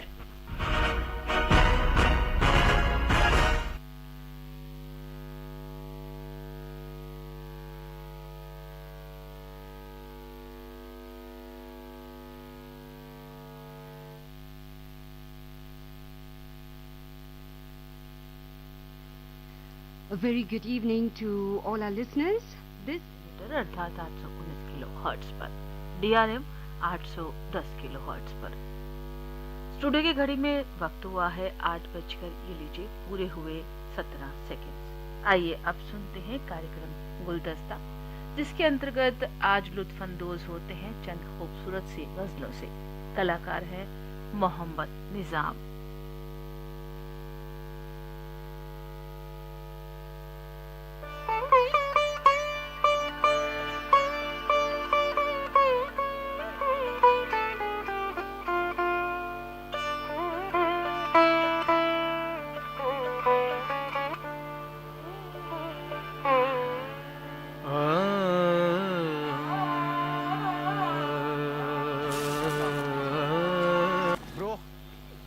बॉल अंदर मत जाने देना।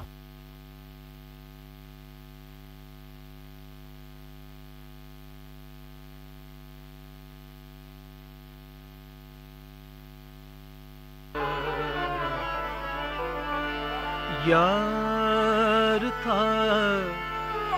गुलजार था, यार था गुलजार था, बादे सबा थी मैं न था, यार था गुलजार था, बादे सबा थी मैं न था, लायक़े पाबो से जाना, लायक़े पाबो से जाना, क्या हिना थी मैं न था, यार था गुलजार था।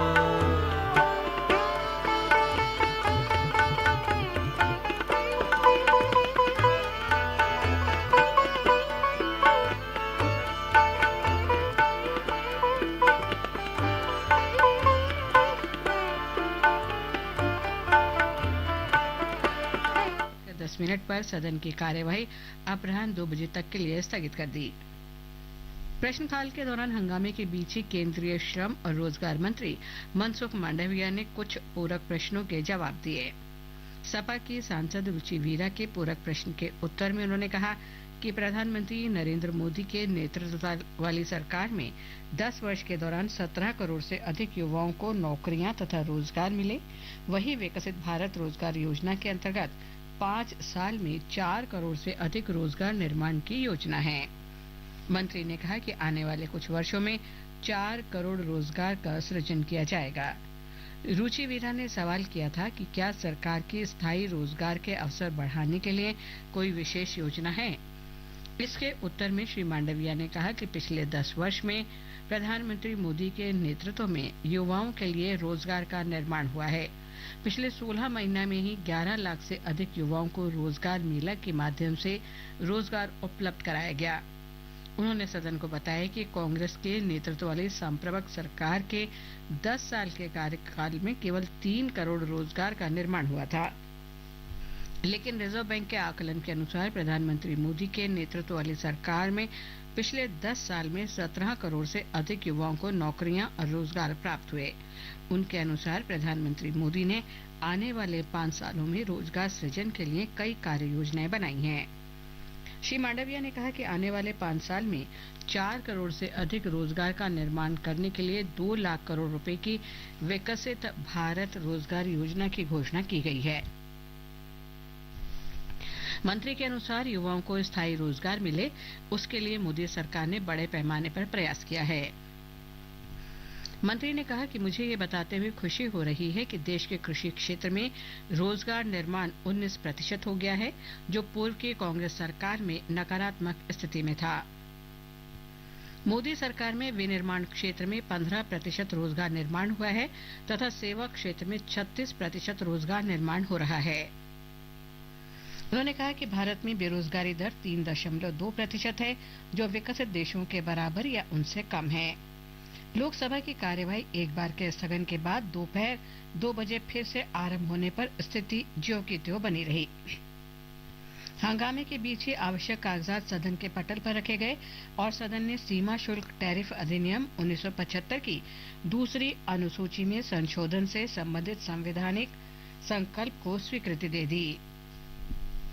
वित्त राज्य मंत्री पंकज चौधरी ने ये संवैधानिक संकल्प पेश किया था। पीठासीन सभापति जगदम्बिका पाल ने सदस्यों से सदन चलने देने की अपील की और खेल से संबंधित 2 विधेयकों को पारित करने की जरूरत पर बल दिया।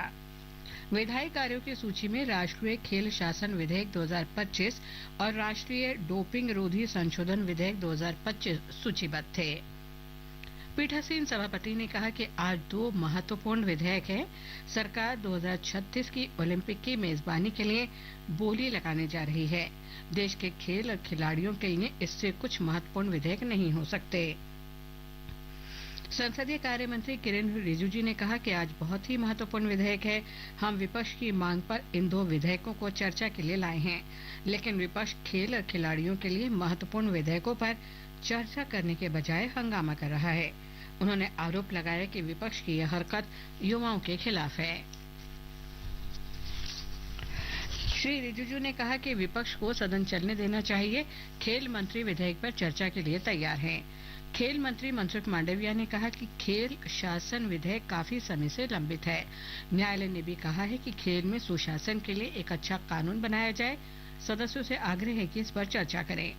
पीठासीन सभापति जगदम्बिका पाल ने नारेबाजी कर रहे सदस्यों को ध्यान दिलाया कि आप चुनकर आए हैं ताकि कानून बना सके, लेकिन मॉनसून सत्र में अब तक एक भी विधेयक पारित नहीं हो सका। देश की जनता देख रही है, आप कानून बनाने के बजाय हंगामा कर रहे हैं।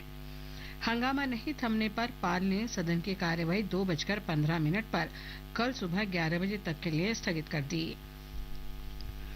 शिक्षा मंत्री धर्मेंद्र प्रधान ने लिखित प्रश्नों के उत्तर में कहा कि राष्ट्रीय शिक्षा नीति 2020 एनईपी की घोषणा के बाद कई विभिन्न हितधारकों द्वारा प्रभावशाली सुधार और अन्य पहल की गई हैं। पिछले 5 वर्ष में कार्यान्वयन के दौरान एनईपी 2020 का प्रभाव स्कूली शिक्षा और उच्च शिक्षा के नीतिगत गलियारों और कक्षाओं में दिखाई दे रहा है। श्री प्रधान ने इस बात पर जोर दिया कि एनईपी 2020 के 5 साल पूरे होने पर भारत ने शिक्षा में महत्वपूर्ण परिवर्तन देखा है तथा एनईपी ने वैश्विक स्तर पर भारत के दृष्टिकोण का समर्थन करते हुए छात्रों को मूलभूत साक्षरता और भविष्य की तैयारी के साथ सशक्त बनाया है। कौशल विकास मंत्री जयंत चौधरी ने एक लिखित प्रश्न के उत्तर में बताया कि कौशल विकास और उद्यमिता मंत्रालय विभिन्न योजनाओं के अंतर्गत कौशल विकास केंद्रों की एक व्यापक नेटवर्क के माध्यम से कौशल, पुनः कौशल, उच्च कौशल प्रशिक्षण प्रदान किया जा रहा है। उन्होंने कहा कि प्रधानमंत्री कौशल विकास योजना, जन शिक्षण संस्थान, राष्ट्रीय शिक्षुता प्रोत्साहन योजना और शिल्पकार प्रशिक्षण योजना, औद्योगिक प्रशिक्षण संस्थानों के माध्यम से देश भर में समाज के सभी वर्गों को प्रशिक्षण उपलब्ध कराया जा रहा है। लोकसभा अध्यक्ष ओम बिरला ने राष्ट्रीय राजधानी के चाणक्यपुरी इलाके में सदन की सदस्य आर सुधा की गले से पहली माला छीन ले जाने की घटना का संज्ञान लेते हुए आज पुलिस को सख्त कार्रवाई के निर्देश दिए। सदन में पीठासीन सभापति जगदम्बिका पाल ने ये जानकारी दी। उन्होंने सदन को बताया कि सुधा ने आज सुबह लोकसभा अध्यक्ष से मुलाकात की थी। श्री पाल ने कहा कि लोकसभा अध्यक्ष ने इस मामले का संज्ञान लिया है। उन्होंने दिल्ली पुलिस को सख्त कार्रवाई का आदेश दिया है। सरकार ने आज लोकसभा में जानकारी दी कि केंद्रीय जीएसटी अधिकारियों ने पिछले 5 वर्षों में लगभग 7 लाख करोड़ रुपए से अधिक की कर चोरी का पता लगाया है, जिसमें लगभग 1.5 लाख करोड़ रुपए से अधिक के इनपुट टैक्स क्रेडिट आईटीसी धोखाधड़ी भी शामिल है। वित्त राज्य मंत्री पंकज ही आकाशवाणी आइजोल ने चंचिन थरलंग साजुले लंगाई थलांगु Health and Family Welfare Minister Pilrin Puin Aizawl Civil Hospital dam lo ta na taksakol chen khat thlak na tur malak mek ani ati organ thlak konga mere thei tan vane na kola engtre patibok he thu hi voina Directorate of Hospital and Medical Education DSME auditorium State Organ and Tissue Transplant Organization Soto Mizoram board saya 15 Indian Organ Donation Day aman puina suin Health Minister Pilrin Puisuan Sarkar lai puinen trangkapin Mizoram chuan Soto Mizoram kai shuna noya dam lo ta na mishing taksakol thlak thei tur organ transplant kalpui ve thei turin ma alatan so ve bek beka abultan na civil hospital Aizawl kal thlak thei turin malak chome kani ati India rama kalnat na en kolna lama mingthang tak Institute of Kidney Disease and Research Center Ahmedabad tenen MOU boypui me kani thu soin organ thlak na mere thei tan vanina kole eng trep ti asoi Health Minister chuan National Organ and Tissue Transplant Organization no to report alandanin India rama kumkhata mi noi ni singa borvelin kal thlak an mamo lain mi sanga bor sawin kal don tur anaya thin thlak ngai mi singa mi sangka sanga bor sawin atlanga tur an muwa lung thlanga tur po kumkhata mi sanga mi zani ai tlemin an mutrok ti soin India rama taksapeng thlak ngai mitam taksi nga hian mizo engemoza tan tela nuna chan pha hial po an om ti soin amamo tutene na taksapeng pek organ donation chu angai poi mo hlea Mizoram po kalpui ani ve theinan healthcare facilities thuam chaktura malak mek zirani ati mipui lama amamo tutana taksapeng pek organ donate chungsang inzirtinat nei nasat angai ti asoi bukani he khuna hian organ donation chungchang chu kalkhom ta shilfia anni a an taksapeng mamo tutana petu tele dong tu te tu soi ngai thla kani a he ni pola organ donation poimona reels in CMC ka ti trazwal pathum te ne da loman pek anni bok chuti song chu tuntuma chanchin tharlang sanzual kan ngai thlak thei chuni he hi Akashvani Aizawl ne tuna chuan hindi hla hilawngai thlangu देख राजा ये मटकी एक फटकी में तोड़ता है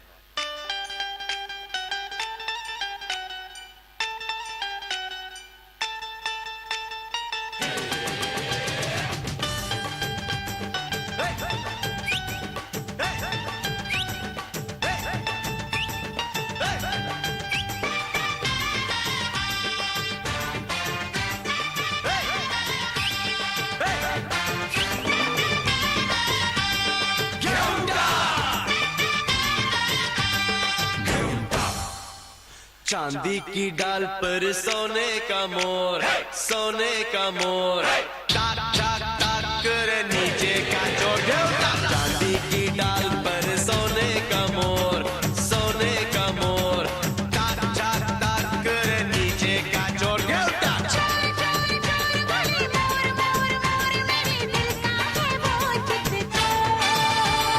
चांदी की डाल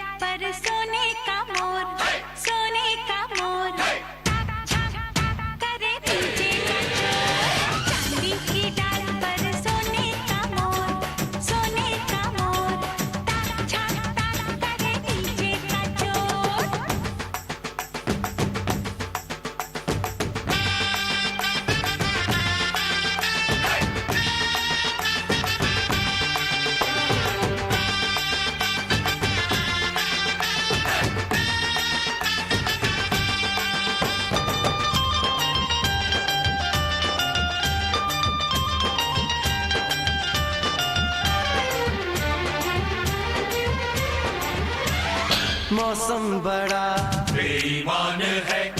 दिल ये मेरा परेशान है। मौसम बड़ा बेईमान है, दिल ये मेरा परेशान है। समझाऊं कैसे ये दिल है दीवाना, बस में नहीं दिल का ये आना जाना। होती है जालिम ये दिल की लगी, होती है जालिम ये दिल की लगी। kan ngai thlak ta kha hindi la ania Akashvani Aizawl tanga pon suani hei hi Akashvani Aizawl ane tuna chuan voin parliament session chin Delhi milak chon hilo ngai thlang u.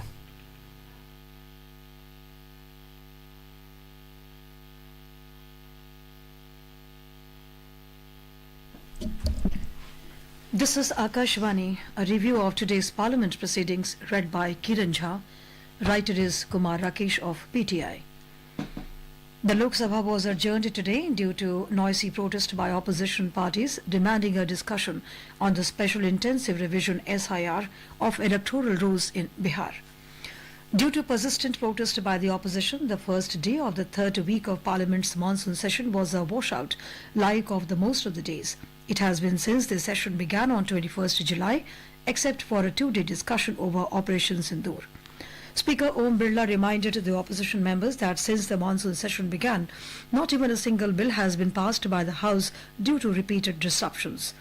He reminded the members that people have elected them to raise their issues in the House and ask questions of the government, asserting that their deliberate disruption of Parliament business is sending out a wrong message. However, his words were in vain as opposition members continued to raise slogans from the well and their seats, forcing him to adjourn the House minutes after the start of the question hour. When the House met at 2 p.m., opposition MPs, including those from the Congress, were on their feet, raising slogans and holding placards. The opposition has been demanding a discussion on the SIR exercise initiated by the Election Commission in Bihar ahead of the state polls due late this year. Jagdambika Pal, who was chairing the proceedings, said that two key sports bills were listed for discussion today and the House will not be doing justice with the players if the bills are not debated and passed. Parliamentary Affairs Minister Kiren Rijiju and Sports Minister Mansukh Mandaviya echoed similar views. Rijiju said it was decided that the House will discuss the bills and accused the opposition of willfully disrupting the Lok Sabha.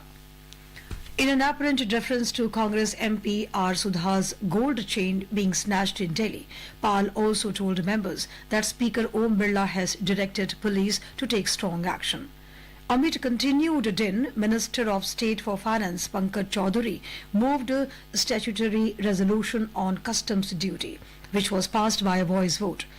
Apeeved Pal reminded the opposition members that since the monsoon session began on July 21st, not even a single bill has been passed by the House due to repeated disruptions. This is the third week when the House proceedings have been disrupted due to sloganeering by opposition members, he said before adjourning the House for the day.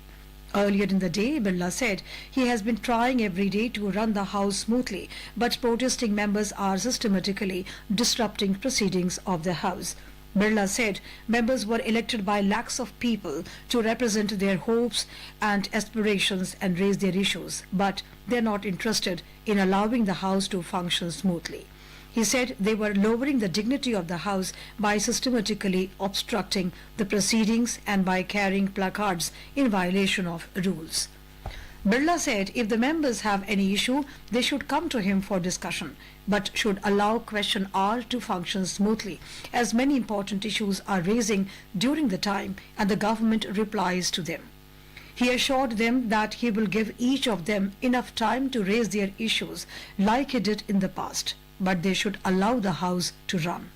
In a written reply to a question tabled in the House, Minister of State for Finance Pankaj Chaudhary said the Central GST Field Officer have detected tax evasion of about 7.08 lakh crore rupees in the last 5 years till 24-25 fiscal, including input tax credit fraud of about 1.79 lakh crore rupees.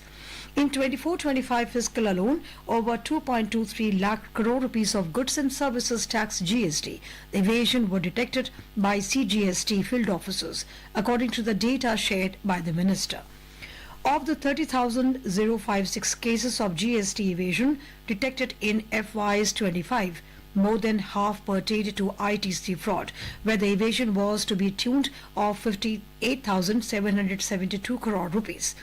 In the 2023-24 fiscal, 2.30 lakh crore rupees worth GST evasion was detected by CGST field officers involving ITC fraud of 36,374 crore rupees. In FY's 23, about 1.32 lakh rupees GST evasion was detected, including 24,140 crore rupees of fake ITC claims. In FY's 22 and FY's 21, GST evasion stood at 73,238 crore rupees and 49,384 crore rupees respectively. This included ITC fraud of 28,022 crore rupees and 31,233 crore rupees respectively. In the last 5 years, 2021 to 24-25, total GST evasion detected by CGST field officers stood at about 7.08 lakh crore rupees in 91,370 cases. Tax recovered during the period by way of voluntary deposit stood at over 1.29 lakh crore rupees. In the evasion data, including the ITC fraud of about 1.79 lakh crore rupees in 44,938 cases between FY's 21 to FY's 25. Chaudhary said the central government and GSTN are taking various steps to prevent tax evasion, such as digitization through e-invoicing, GST analytics, highlighting of outliers based on system-flagged mismatches, providing actionable intelligence, and selection of returns for scrutiny, and selection of taxpayers for audit based on various risk parameters. He said these measures have been helpful in safeguarding the revenue and nabbing the evaders. To a question on the actual net central GST collection compared to revised estimates, Chaudhary said net CGST collection was 96.7% of the revised estimates in 2024 fiscal. Net CGST includes CGST plus integrated GST plus compensation cess. Actual collections stood at over 10.26 lakh crore rupees in FY25, as against a revised estimate of nearly 10.62 lakh crore rupees. In FY's 24, net CGST collection was over 9.57 lakh crore rupees, or 100.1% of the revised estimates of over 9.56 lakh crore rupees. Finance Minister Nirmala Sitharaman told the House in a written reply that National Bank for Agriculture and Rural Development NABARD has promoted the formation of 6,215 FPOs till date under various schemes. The major support provided to Farmers Producers Organization FPOs includes formation of FPOs, capacity building, credit facilitation and market linkage support, financial literacy, etc., she said. In addition, she said NABARD is in partnership with Small Farmers Agriculture Business Consortium SFAC and Open Network for Digital Commerce ONDC has conducted FPO Melas Tarang, celebrating collectivization of 50 locations across 24 states and UTs to demonstrate the products of FPOs and off-farm producer organization OFPOs to enable the marketing and branding of FPO products. She further said NABARD extends loan assistance to state governments for the creation of rural infrastructure through various funds, that is, Rural Infrastructure Development Fund RIDF, NABARD Infrastructure Development Assistance NIDA, Rural Infrastructure Assistance to State Government RIAS, Long-Term Irrigation Fund LTIF, Micro Irrigation Fund MIF, Food Processing Fund FPF, Warehouse Infrastructure Fund WIF, and Fisheries and Aquaculture Infrastructure Development Fund FIDF. State UT-wise Yearly allocation is made under RIDF on the basis of funds allocated by Reserve Bank of India for priority sector lending shortfall, she said. Other than RIDF, the support through various funds is provided to states and UTs on the basis of proposals received from the respective state UT governments, and no yearly allocation is made, she said.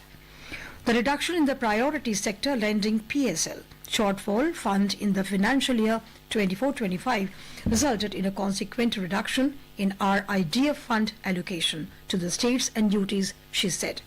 NABARD's funding support through the above-mentioned funds enhances rural infrastructure, including roads, irrigation, shortage facilities, which leads to increased productivity and better market access in rural areas, she said. This in turn improves the ability of rural borrowers to absorb and utilize credit effectively, she said, adding NABARD also provides short-term and long-term refinance to cooperative banks and regional rural banks, RRBs, for agriculture loans at concessional rate. Sharing data of sanction and disbursement under RIDF during the past 3 years, 22-23, 24-25, to various states, she said, against the sanctions of 1,40,789 crore rupees, 1,22,595 crore rupees disbursed was done. For funds other than RIDF, she said, disbursement of 36,439.63 crore rupees was done against sanctions of 47,617.63 crore rupees during the financial year 22-23 to 24-25.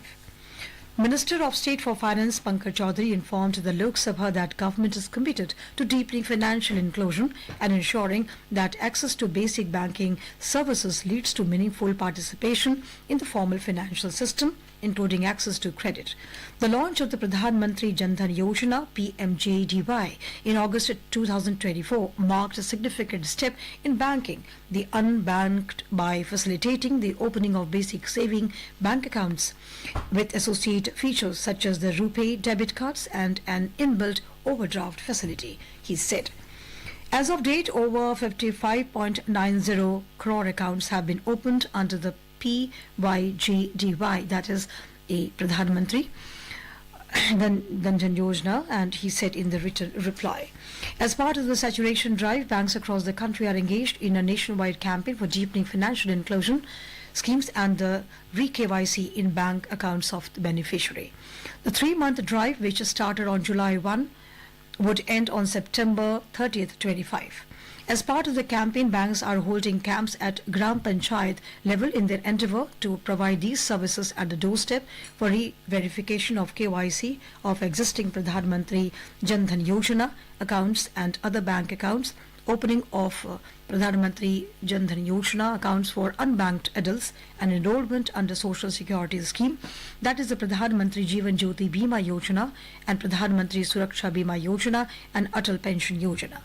The camps are also being utilized to create awareness about unclaimed deposits and to redress grievances. The local administrative machinery is supporting the initiative, and the Department of Financial Services and Reserve Bank of India are monitoring the progress slowly.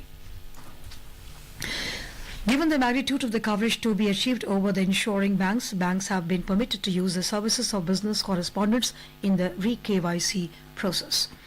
Accordingly, business correspondents are also participating in the camps along with banks present in the Gram Panchayats to facilitate customers in updating their KYC status.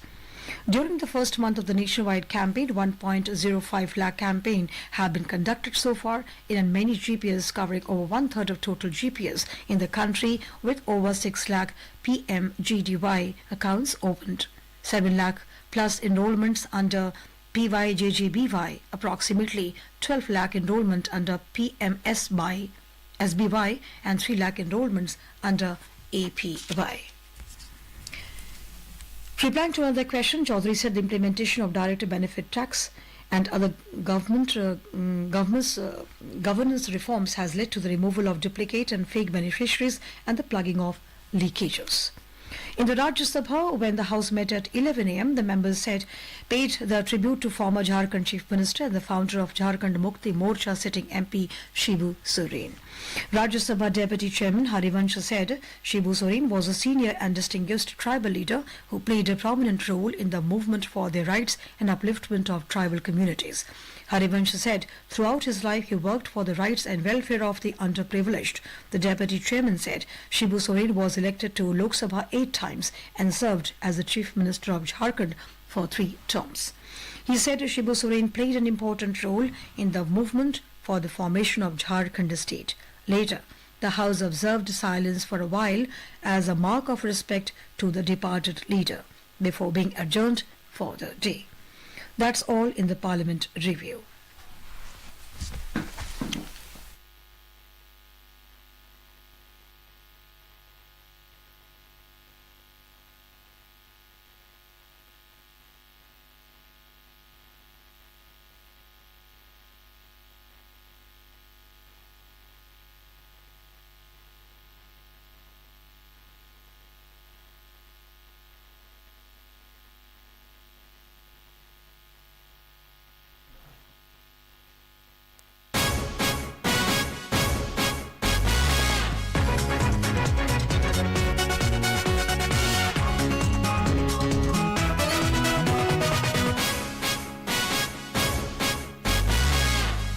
नमस्कार, good evening, Shubh Sandhya. Sports can में आप सभी का स्वागत है। Sports can के आज के संस्करण में मैं हूं अतहर सईद आपके साथ और श्रोताओं तमाम खेल खबरों पर विस्तार से चर्चा के लिए हमारे साथ हमारे स्टूडियो में मौजूद हैं वरिष्ठ खेल विशेषज्ञ विजय लोकपल्ली। विजय, स्पोर्ट्स कैन कार्यक्रम में आपका बहुत स्वागत। नमस्कार। आइए सबसे पहले नजर डाल देते हैं अब तक की स्पोर्ट्स हेडलाइंस पर।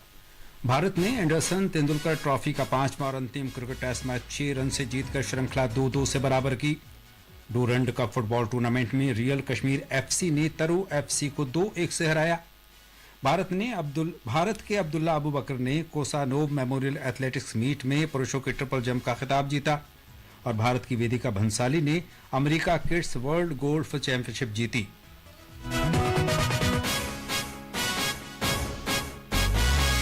शुरुआत करेंगे आज की सबसे बड़ी खबर से। भारत ने ओवल में एंडरसन तेंदुलकर ट्रॉफी का 5वां और अंतिम क्रिकेट टेस्ट मैच 6 रन से जीतकर श्रृंखला 2-2 से बराबर कर ली है। And would you believe it? It is Mohammad Siraj,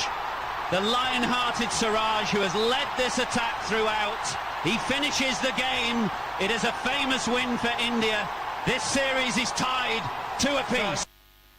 Bharat के मोहम्मद सिराज को प्लेयर ऑफ द मैच जबकि कप्तान शुभमन गिल और इंग्लैंड के बल्लेबाज हैरी ब्रूक को प्लेयर ऑफ द सीरीज घोषित किया गया। शुभमन गिल ने इस रोमांचक जीत का श्रेय अपने गेंदबाजों को दिया। When you have got bowlers like Siraj and Prasidh bowling that spell, captaincy seems pretty easy. They're making the ball talk. Yes, there was a little bit of pressure on us, but I think the way we responded this morning with them coming through with the spell was just magnificent for us. We were pretty confident. Even yesterday, we knew that they are a little bit of under pressure. We just wanted to make sure that they're feeling the pressure throughout. It makes everyone do things that they don't want to, and we just wanted to make sure that they're feeling the pressure throughout the 37 runs that they scored. इस रोमांचक मैच के बारे में विस्तार से बता रहे हैं हमारे सहयोगी मुकेश कुमार।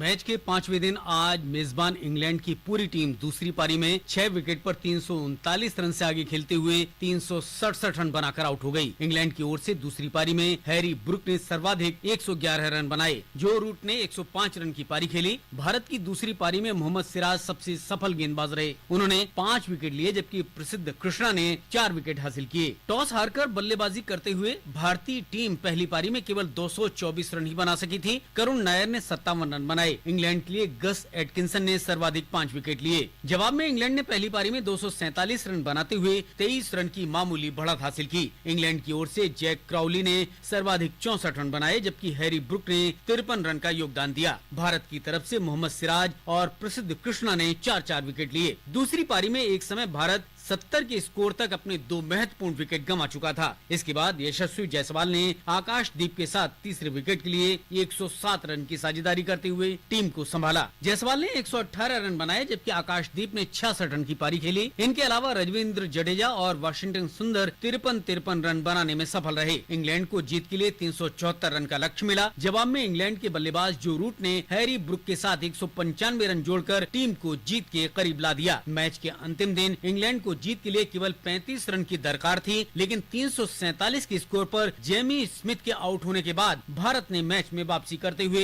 इंग्लैंड को 367 रन पर ऑल आउट कर 93 वर्ष के क्रिकेट इतिहास में 5वां टेस्ट मैच जीतकर नया कीर्तिमान स्थापित किया। मुकेश कुमार, स्पोर्ट्स स्कैन। मुझे क्या शानदार जीत आज हासिल की है भारतीय क्रिकेट टीम ने, कमाल कर दिया। बहुत ही शानदार जीत। अगर आप देखें पूरी सीरीज को देखें, इस मैच को भी देखें तो ऑलमोस्ट हर खिलाड़ी का योगदान रहा है। और ये अच्छी बात यह है कि बॉलर्स जो है वो बैट्समैन को क्रेडिट दे रहे हैं। और अभी अगर हम जैसे हमने सुना कप्तान ने बॉलर्स को क्रेडिट दिया है, तो टीम गेम है और टीम ने काम किया है। बिल्कुल ठीक कहा विजय। कल एक समय तो ये लग रहा था कि मैच पर हमारी पकड़ कमजोर हो रही है। कल इनफैक्ट स्पोर्ट्स कैन में चर्चा के दौरान हमने जब भारतीय टीम की जीत की संभावना पर अपने एक्सपर्ट रजत सेन से बात की तो उन्होंने विजय साफ तौर पर कहा था कि मैच अब हमारे हाथ से निकल रहा है, फिसल रहा है, लेकिन हमारे गेंदबाजों ने तमाम संभावनाओं पर विराम लगाते हुए क्या शानदार प्रदर्शन किया है। खासतौर पर हम कहें तो मोहम्मद सिराज ने कमाल की गेंदबाजी की और साथ में जो है उनका साथ कृष्णा ने पूरी तरह से दिया है। इस मैच में सिराज की है 9 विकेटें जी और प्रसिद्ध की है 8। तो आप देखिए बॉलर्स ने कितना बेहतरीन काम किया है। और टीम पे प्रेशर ये था कि भाई स्पिनर्स को आप खिला नहीं रहे हैं, स्पिनर को देर से गेंदबाजी दी जा रही है। कप्तान को अपना पता था उसको क्या काम करना है। और ऐसा है कि अगर ये कल गेम और 15-20 मिनट चलता तो जो है इंग्लैंड का पलड़ा भारी रहना था। पर हुआ ये कि आज नया दिन, सुबह की पिच, बहुत कुछ किया। अगर आप देखें बॉलर्स ने बहुत इंप्रेशन डाला, यानी नमी का फायदा उठाया। जी हाँ। और जब आप नए दिन में शुरुआत कर रहे हैं ना, तो आप पे प्रेशर ज्यादा आता है। क्योंकि कल अगर उसी लय में चले जाते तो शायद बन भी जाते रन्स, लेकिन आज जल्दी विकेट गिरी। और सिराज ने तो कमाल की बॉलिंग की है इस पूरी सीरीज में। सही कहा। गेंदबाजों में प्रसिद्ध कृष्णा की अगर बात करें या फिर मोहम्मद सिराज की बात करें तो उन्होंने गेंदबाजी के जलवे दिखाए, लेकिन एक तरह से हमने खेल के हर विभाग में विजय उत्कृष्ट प्रदर्शन किया और शानदार जीत के जज्बे और टीम की भावना के साथ हम खेले और हमने विजय श्री हासिल की। जी हाँ। दूसरी पारी में जायसवाल का जो शतक था जी वो तो बहुत काम आया जी। और अगर आप देखें इंग्लैंड की तरफ से भी उनको बहुत निराशा होगी कि रूट और ब्रुक का एक उन्होंने शतक जमाया दूसरी पारी में और फिर भी वो उन्होंने हार देखनी पड़ी उनको। पर अगर आप पूरी सीरीज को देखेंगे तो उसमें सिराज के लिए मुझे बहुत खुशी है, क्योंकि एक मैच उन्होंने अच्छी तरह से बॉल खेला और बॉल घूम के विकेट में आ गई और इंडिया हार गई। उन्होंने बॉल ठीक खेला था पर उनको कितना अफसोस था कि उनकी वजह से हार गए। और फिर यहाँ पे कैच छूटी जी जी एक बाउंड्री पे, और उनको बहुत मलाल होगा उस चीज का। लेकिन जो उन्होंने वापसी की है ना, कमाल की है। मतलब आप यकीन मानिए कि बड़े बड़े हमने मैचेस देखे हैं पुराने टाइम में, पर ऐसा जिससे कहते हैं लाइन हार्टेड, आप इतना शेर की तरह। और बिल्कुल सिराज हैदराबाद से आते हैं, मैं भी हैदराबाद से हूँ तो इसलिए थोड़ा सा सॉफ्ट कॉर्नर, लेकिन गजब की बॉलिंग की, गजब की गेंदबाजी की है, इसमें कोई शक बात नहीं। हालांकि इंग्लैंड के विजय बल्लेबाजों ने भी शानदार और जानदार प्रदर्शन किया। खासतौर पर जो रूट की अगर हम बात करें, जो रूट ने बहुत शतकी पारी खेली है। और इसके अलावा हैरी ब्रूक की प्रशंसा भी करनी होगी, जिनको प्लेयर ऑफ द सीरीज दिया गया है। जब तक वो क्रीज पर डटे रहे तब तक कहीं ना कहीं असमंजस की स्थिति बनी रही, लेकिन हमारे गेंदबाजों के हौसलों ने उनकी एक ना चलने दी। जी हाँ। बॉलर्स को क्रेडिट देंगे और कप्तान को भी, उन्होंने अच्छी कप्तानी करी है इस पूरी सीरीज में। गिल युवा कप्तान, और 2-2 से सीरीज बराबर करना मैं समझता हूँ ठीक रिजल्ट है। ना इंग्लैंड हारी ना इंडिया हारी, और दोनों टीमें डिजर्व करती थी इस टाइप का रिजल्ट। और इंग्लैंड के लिए, उनके लिए अपनी अच्छी तैयारी है। एशेस है अभी आने वाला, तो एशेस के लिए उनको अपने जो है खिलाड़ी मिल गए हैं जो उनको चाहिए। पर भारतीय क्रिकेट के लिए इंडियन क्रिकेट के लिए भविष्य जो है बहुत उज्जवल है। सही कहा, आज का दिन बहुत शानदार है। कप्तान शुभमन गिल ने भी इस जीत का श्रेय अपने गेंदबाजों को दिया, लेकिन साथ में बल्लेबाजों को भी देना चाहता हूं। जायसवाल ने बहुत शानदार प्रदर्शन किया, साथ में शुभमन गिल ने अच्छा किया, रविंद्र जडेजा ने भी अच्छा बल्लेबाजी का कमाल दिखाया। तो कुल मिलाकर ये टीम एफर्ट हम कह सकते हैं, जिनमें गेंदबाजों का तो बोलबाला रहा, लेकिन जो संयुक्त भावना थी उसने भी कहीं ना कहीं जीत में अपना योगदान दिया है। और हम एक खिलाड़ी को ना भूल जाएं, वॉशिंगटन सुंदर, उन्होंने भी जो है इंडिया को एक ऑलराउंडर मिल गया है मैं समझता हूँ। और 8वीं पोजीशन पे आके, अगर 7वीं पोजीशन पे आके नंबर बैटिंग में इतना जो है अच्छी बैटिंग कोई कर रहा है तो टीम के लिए बहुत बढ़िया बात है। आगे बढ़ते हैं। पहली बार आईपीएल शैली की महिलाओं की T20 क्रिकेट चैंपियनशिप आज बेंगलुरु में शुरू हुई। पहले प्री मैच में शिवमोगा लायनेस ने हुबली टाइगर्स को 15 रनों से हरा दिया। हुबली टाइगर्स 5 विकेट के नुकसान पर 111 रन ही बना सकी, जबकि शिवमोगा लायनेस ने 6 विकेट के नुकसान पर 126 रन बनाए। अद्विका गौड़ा ने 48 गेंदों में 44 रन की बहुमूल्य पारी खेली, जिसमें सौम्या वर्मा ने 24 रनों का योगदान दिया। हुबली टीम के लिए नंदिनी चौहान ने 34 और अन्नपूर्णा भोसले ने 39 गेंदों में 39 रन बनाए। ब्यौरे के साथ हैं हमारे बेंगलुरु संवाददाता सुधींद्रा। बेंगलुरु में आज आरंभ हुए महारानी ट्रॉफी महिला क्रिकेट टूर्नामेंट को सराहा जा रहा है। अगस्त 10 तारीख तक 5 टीमें प्रतियोगिता में अच्छा प्रदर्शन देने की संभावना है। आज मंगलोर ड्रैगन महिला टीम द्वारा शानदार प्रदर्शन रहा। दूसरी तरफ बैंगलोर ब्लास्टर्स नया टीम होने के बावजूद अच्छा प्रदर्शन दिया। युवा और अनुभवी क्रिकेटर्स की मौजूदगी से टीम के प्रदर्शन में लोगों की दिलचस्पी बढ़ी है। कल मैसूरू वॉरियर्स टीम हुबली टाइगर्स का और शिवमोगा लायनेस बैंगलोर ब्लास्टर्स का सामना करेंगी। स्पोर्ट्स स्कैन के लिए बेंगलुरु से HR सुधींद्रा।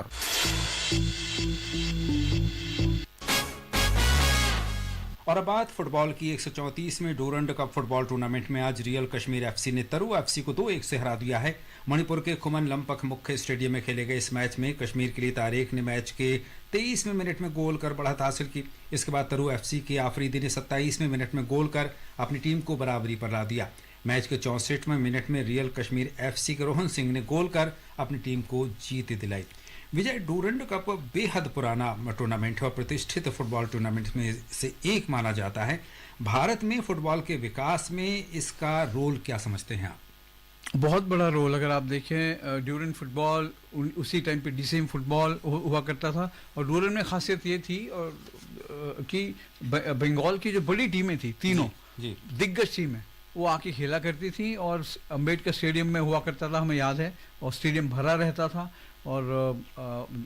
आर्मी का टूर्नामेंट है। और जिस जमाने की आप बात करें तो मोहन बागान, ईस्ट बंगाल, मोहम्मदन स्पोर्टिंग इन टीमों का जलवा हुआ करता था। जे फगवाड़ा, हाँ फगवाड़ा जो नॉर्थ की बड़ी टीम थी और बम्बई सिटी में आती थी, गोवा सिटी में आती थी। पर ड्यूरंड फुटबॉल की खासियत ये थी कि जो इंडिया की टॉप टीमें थी वो आपको जरूर दिखती थी ड्यूरंड फुटबॉल में। और जैसा आपने बोला टूर्नामेंट का बहुत बड़ा योगदान है। भारतीय एथलीट और पूर्व एशियाई चैंपियन अब्दुल्ला अबू बकर ने कल रात कजाकिस्तान के अलमाटी में कोसानोव मेमोरियल 2025 एथलेटिक्स मीट में पुरुषों की ट्रिपल जंप का खिताब जीत लिया है। अबू बकर ने 16.08 मीटर की छलांग लगाकर ये जीत हासिल की। अबू बकर अपने व्यक्तिगत सर्वश्रेष्ठ प्रदर्शन की बराबरी कर 13 से 21 सितंबर तक टोक्यो में होने वाली विश्व एथलेटिक्स चैंपियनशिप के लिए क्वालिफाई करने की दौड़ में बने हुए हैं। विजय, अब्दुल्ला अबू बकर की इस उपलब्धि को आप भारतीय एथलेटिक्स के लिए किस तरह से देखते हैं? अगर आप पीछे देखें, जब से नीरज चोपड़ा ने आपको रास्ता दिखाया है जी, सबका कॉन्फिडेंस ऊपर रहा है, तो उसी मैं समझता हूँ उस दौड़ में अबू बकर भी शामिल हो गए हैं और अगर अपना बेस्ट दे पाएं जापान में जाके तो अच्छा होगा। आगे बढ़ते हैं। भारत की वेदिका भंसाली ने America kids world golf championship जीत ली है। 9 वर्ष की लड़कियों की श्रेणी में खेलते हुए वेदिका ने सप्ताह का अपना सर्वश्रेष्ठ 9 होल राउंड 4 अंडर 32 के साथ खेला और ये 3 दिनों में दूसरी बार बोगी मुक्त रहा। 33-33-32 के स्कोर के साथ उनका कुल स्कोर 10 अंडर रहा और उन्होंने जापान की एमी मिनानी को 1 शॉट और अमेरिका की आंड्रे झांग को 2 शॉट से हराया। विजय, भारत के लिए गोल्फ में ये उपलब्धि है एक तरह से कहूँगा, क्योंकि जब नवोदित खिलाड़ी बेहतर प्रदर्शन करते हैं तो उस स्पोर्ट का भविष्य बेहतर हमें नज़र आता है। वो एक प्रेरणा स्रोत की तरह भी हमें नज़र आते हैं। युवा खिलाड़ी हैं और उनके पास बहुत समय भी है और अच्छी शुरुआत की है करियर की, तो हम बोल सकते हैं कि उनको लिए आगे के लिए अच्छा है। और बात हॉकी की, ऑस्ट्रेलिया दौरे के लिए भारतीय पुरुष हॉकी टीम की घोषणा कर दी गई है। ब्यौरा दे रहे हैं हमारे सहयोगी प्रशांत कुमार। इस महीने के आखिर में होने वाले एशिया कप की तैयारी के मद्देनजर 15 अगस्त से शुरू हो रहे ऑस्ट्रेलिया दौरे के लिए हॉकी इंडिया ने हरमनप्रीत सिंह की कप्तानी में 24 सदस्यीय भारतीय पुरुष टीम का ऐलान किया है। अगले वर्ष नीदरलैंड और बेल्जियम में होने वाले विश्व कप के लिए एशिया कप क्वालिफायर टूर्नामेंट है, जो 29 अगस्त से बिहार के राजगीर में खेला जाएगा। इसकी तैयारी के लिए भारतीय टीम 15 अगस्त से 21 अगस्त तक पर्थ में ऑस्ट्रेलिया के खिलाफ 4 मैच खेलेगी। इस दौरे में भारतीय टीम हरमनप्रीत सिंह की कप्तानी में खेलने उतरेगा। भारतीय टीम 8 अगस्त को बेंगलुरु से ऑस्ट्रेलिया रवाना होगी। प्रशांत कुमार, स्पोर्ट्स कैन। विजय, कर्नाटक के पुवन्ना सीबी टीम में एक नया चेहरा हमें नजर आ रहे हैं, तो उनका चयन कितना सार्थक आपको सिद्ध होता नजर आ रहा है? पीछे ये युवा विश्व कप खेले हैं, अभी पीछे यूरोप के दौरे पे भी थे, और ये कहा जाता है उनके बारे में कि डिफेंस में बहुत काबिल हैं और सबसे उनकी खासियत ये है कि फिटनेस अच्छी है। और श्रोताओ, अब समय हो चला है आपसे विदा लेने का। कल फिर मिलेंगे कुछ और ताज़ा खेल खबरों के साथ। विजय, आप हमारे स्टूडियो में आए और तमाम खेल खबरों पर आपने हमारे साथ बहुत विस्तार से चर्चा की, इसके लिए आपको बहुत धन्यवाद। Thank you. और श्रोताओ, इसी के साथ स्पोर्ट्स कैन की पूरी टीम के साथ अतहर सईद को अनुमति दीजिए। नमस्कार।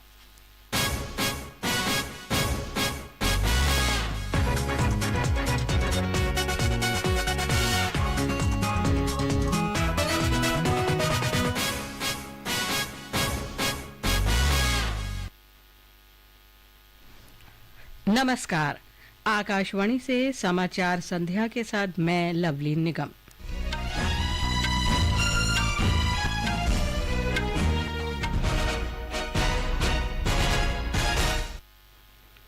बिहार में मतदाता सूची के विशेष गहन पुनरीक्षण पर विपक्ष के हंगामे के कारण लोकसभा की कार्यवाही बाधित। झारखंड मुक्ति मोर्चा के वरिष्ठ नेता शिबू सोरेन को श्रद्धांजलि अर्पित करने के बाद राज्यसभा की कार्यवाही दिन भर के लिए स्थगित। एक महीने में सबसे अधिक लोगों के पंजीकरण के साथ प्रधानमंत्री नरेंद्र मोदी की परीक्षा पे चर्चा पहल को गिनीज वर्ल्ड रिकॉर्ड में दर्ज किया गया। फिलीपींस के राष्ट्रपति Ferdinand R Marcos Junior Bharat की 5 दिन की यात्रा पर नई दिल्ली पहुंचे। विदेश मंत्री डॉक्टर एस जयशंकर ने राष्ट्रीय राजधानी में पहले बिम्स्टेक पारंपरिक संगीत महोत्सव का उद्घाटन किया। पंजाब के 5 पूर्व पुलिस अधिकारियों को 1993 के तरनतारन फर्जी मुठभेड़ मामले में आजीवन कारावास की सजा।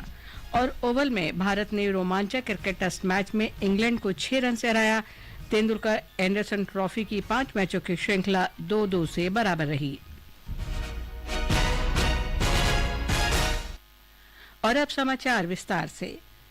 संसद के दोनों सदनों की कार्यवाही दिन भर के लिए स्थगित कर दी गई है। झारखंड मुक्ति मोर्चा के वरिष्ठ नेता और वर्तमान सांसद शिबू सोरेन को श्रद्धांजलि देने के बाद राज्यसभा की कार्यवाही स्थगित कर दी गई। श्री सोरेन का आज सुबह नई दिल्ली में निधन हो गया। उधर लोकसभा में बिहार में विशेष गहन पुनरीक्षण को लेकर विपक्ष के हंगामे के कारण लोकसभा की कार्यवाही बाधित रही। पहले स्थगन के बाद दोपहर 2 बजे जब लोकसभा की कार्यवाही शुरू हुई तो विपक्षी दल गहन पुनरीक्षण पर चर्चा की मांग करते हुए आसन के समीप आ गए। संसदीय कार्य मंत्री किरेन रिजिजू ने विपक्षी सांसदों के हंगामे पर नाराजगी व्यक्त की। कि आज बहुत ही महत्वपूर्ण नेशनल स्पोर्ट्स गवर्नेंस बिल और national anti doping amendment bill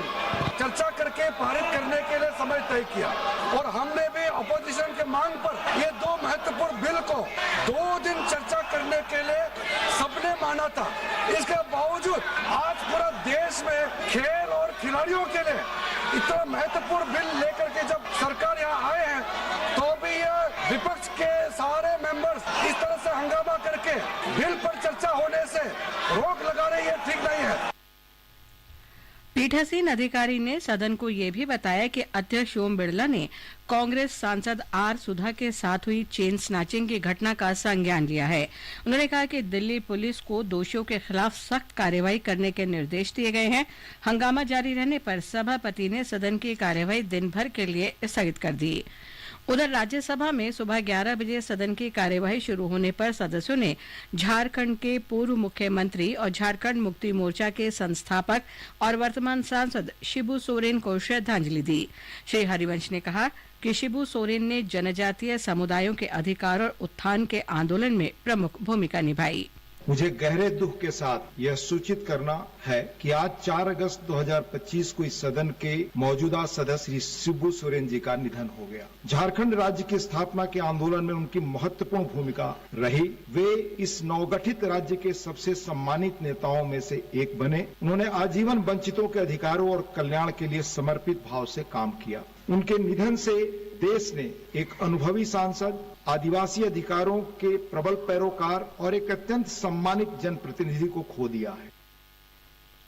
बाद में सदन ने दिवंगत नेता के सम्मान में कुछ देर मौन रखा और फिर सदन की कार्यवाही दिन भर के लिए स्थगित कर दी गई। झारखंड के पूर्व मुख्यमंत्री शिबू सोरेन का 81 वर्ष की आयु में आज नई दिल्ली में देहांत हो गया। राज्यसभा के सदस्य शिबू सोरेन किडनी की बीमारी से पीड़ित थे। 1.5 महीने पहले उन्हें पक्षाघात भी हुआ था। वो पिछले 1 महीने से दिल्ली के सर गंगाराम अस्पताल में भर्ती थे। राष्ट्रपति द्रौपदी मुर्मू और प्रधानमंत्री नरेंद्र मोदी ने अस्पताल जाकर श्री सोरेन को श्रद्धांजलि दी। झारखंड में आज से 3 दिन के राजकीय शोक की घोषणा की गई है। राज्य में सभी सरकारी कार्यालय आज और कल बंद रहेंगे। श्री सोरेन के देहांत के कारण झारखंड विधानसभा का मानसून सत्र अनिश्चितकाल के लिए स्थगित कर दिया गया है। वे झारखंड मुक्ति मोर्चा के अध्यक्ष और झारखंड के मुख्यमंत्री हेमंत सोरेन के पिता थे। प्रधानमंत्री नरेंद्र मोदी की प्रमुख पहल परीक्षा पे चर्चा को 1 महीने में नागरिक सहभागिता मंच पर सबसे अधिक लोगों के पंजीकरण के लिए गिनीज वर्ल्ड रिकॉर्ड में दर्ज किया गया है। ये मान्यता माईगॉव प्लेटफॉर्म पर कार्यक्रम के 8वें संस्करण के दौरान 3 करोड़ 53 लाख पंजीकरणों के साथ हासिल की गई उपलब्धि का प्रमाण है। परीक्षा पे चर्चा श्री मोदी की परिकल्पना के अनुरूप अनूठा मंच है। इसमें प्रधानमंत्री छात्रों, शिक्षकों और अभिभावकों से सीधे संवाद करते हैं। नई दिल्ली में आज एक समारोह में आधिकारिक गिनीज वर्ल्ड रिकॉर्ड प्रमाण पत्र औपचारिक रूप से प्रदान किया गया। ये समाचार आकाशवाणी से प्रसारित किए जा रहे हैं। ताजा समाचार जानने के लिए आप हमारे social media handle x@AIR news Hindi को फॉलो कर सकते हैं। फिलीपींस के राष्ट्रपति Ferdinand R Marcos Junior Bharat की 5 दिन की यात्रा पर आज नई दिल्ली पहुंचे। नई दिल्ली पहुंचने पर श्री मार्कोस का गर्मजोशी से स्वागत किया गया। विदेश मंत्री सुब्रमण्यम जयशंकर ने आज शाम फिलीपींस के राष्ट्रपति से भेंट की। उन्होंने विश्वास व्यक्त किया कि श्री मार्कोस की प्रधानमंत्री नरेंद्र मोदी के साथ बातचीत से दोनों देशों के बीच द्विपक्षीय साझेदारी और प्रगाढ़ होगी। ब्यौरे के साथ हमारे संवाददाता। दोनों देश व्यापार और निवेश, रक्षा, सुरक्षा, समुद्री सहयोग, कृषि, स्वास्थ्य सेवा, फार्मास्यूटिकल्स और डिजिटल तकनीकों पर ध्यान केंद्रित करते हुए द्विपक्षीय संबंधों के विभिन्न पहलुओं की समीक्षा करेंगे। प्रधानमंत्री नरेंद्र मोदी और फिलीपींस के राष्ट्रपति फर्डिनेंड मार्कोस की उपस्थिति में विभिन्न क्षेत्रों में कई समझौता ज्ञापनों पर भी हस्ताक्षर होने की उम्मीद है। हाल के दिनों में दोनों देशों के बीच रक्षा, सुरक्षा और समुद्री सहयोग का काफी विस्तार हुआ है। जहाँ तक द्विपक्षीय व्यापार का सवाल है, फार्मास्यूटिकल्स के क्षेत्र में भारत फिलीपींस को फार्मा उत्पादों का निर्यात करने वाला सबसे बड़ा देश है। भूपेंद्र सिंह के साथ आनंद कुमार, आकाशवाणी समाचार, दिल्ली। नई दिल्ली के भारत मंडपम में आज पहले बिम्स्टेक पारंपरिक संगीत समारोह का आयोजन किया गया। इसमें विदेश मंत्री सुब्रमण्यम जयशंकर ने कहा कि संगीत विभिन्न देशों के बीच एक सेतु का कार्य करता है। यह अपनी विरासत और पहचान को व्यक्त करने का शक्तिशाली माध्यम भी है। डॉक्टर जयशंकर ने कहा कि संगीत को समाज की आत्मा माना जाता है। भारत, बांग्लादेश, भूटान, म्यांमार, नेपाल, श्रीलंका और थाईलैंड के कलाकारों ने कार्यक्रम में प्रदर्शन किया। भारतीय सांस्कृतिक संबंध परिषद ने इस कार्यक्रम का आयोजन किया है। इसमें 7 बिम्स्टेक देशों की अलग अलग संगीत परंपराओं को प्रदर्शित किया जा रहा है। ये कार्यक्रम बिम्स्टेक सहयोग में महत्वपूर्ण सांस्कृतिक उपलब्धि है। गलवान घाटी में झड़प के बाद सेना पर कांग्रेस नेता की कथित टिप्पणी मामले में सर्वोच्च न्यायालय की फटकार के बाद भाजपा ने राहुल गांधी की आलोचना की है। नई दिल्ली में पार्टी प्रवक्ता गौरव भाटिया ने श्री गांधी के टिप्पणी को दुर्भाग्यपूर्ण बताते हुए कांग्रेस और चीन के समझौते का जिक्र भी किया। जब सर्वोच्च न्यायालय की टिप्पणी भी आ चुकी है, ये कहना गलत नहीं होगा। भारतीय नागरिकों को ये नहीं बताते कि इस करार में क्या है। यकीनन इस करार में राहुल गांधी ने ये प्रण लिया है कि वो भारत को कमजोर करेंगे, चीन को मजबूत करेंगे, चाहे डोकलाम हो चाहे गलवान हो। हर भारतीय भारत के साथ खड़ा था, भारत की वीर सेना के साथ खड़ा था। और राहुल गांधी कह रहे थे हमारी वीर भारतीय सेना चीनी सेना से पिट गई है। ये दुर्भाग्यपूर्ण है। संसदीय कार्य मंत्री किरेन रिजिजू ने कांग्रेस नेता राहुल गांधी की भारतीय क्षेत्र पर चीन के कब्जे संबंधी टिप्पणी की आलोचना की है। नई दिल्ली में आज श्री रिजिजू ने कहा कि सर्वोच्च न्यायालय ने श्री गांधी के विरुद्ध मानहानि के मामले में उनके निराधार दावे पर कड़ी टिप्पणी की है। ये समाचार हमारी वेबसाइट www.newsonair.gov.in और हमारे न्यूज ऑन एआईआर ऐप पर भी उपलब्ध हैं।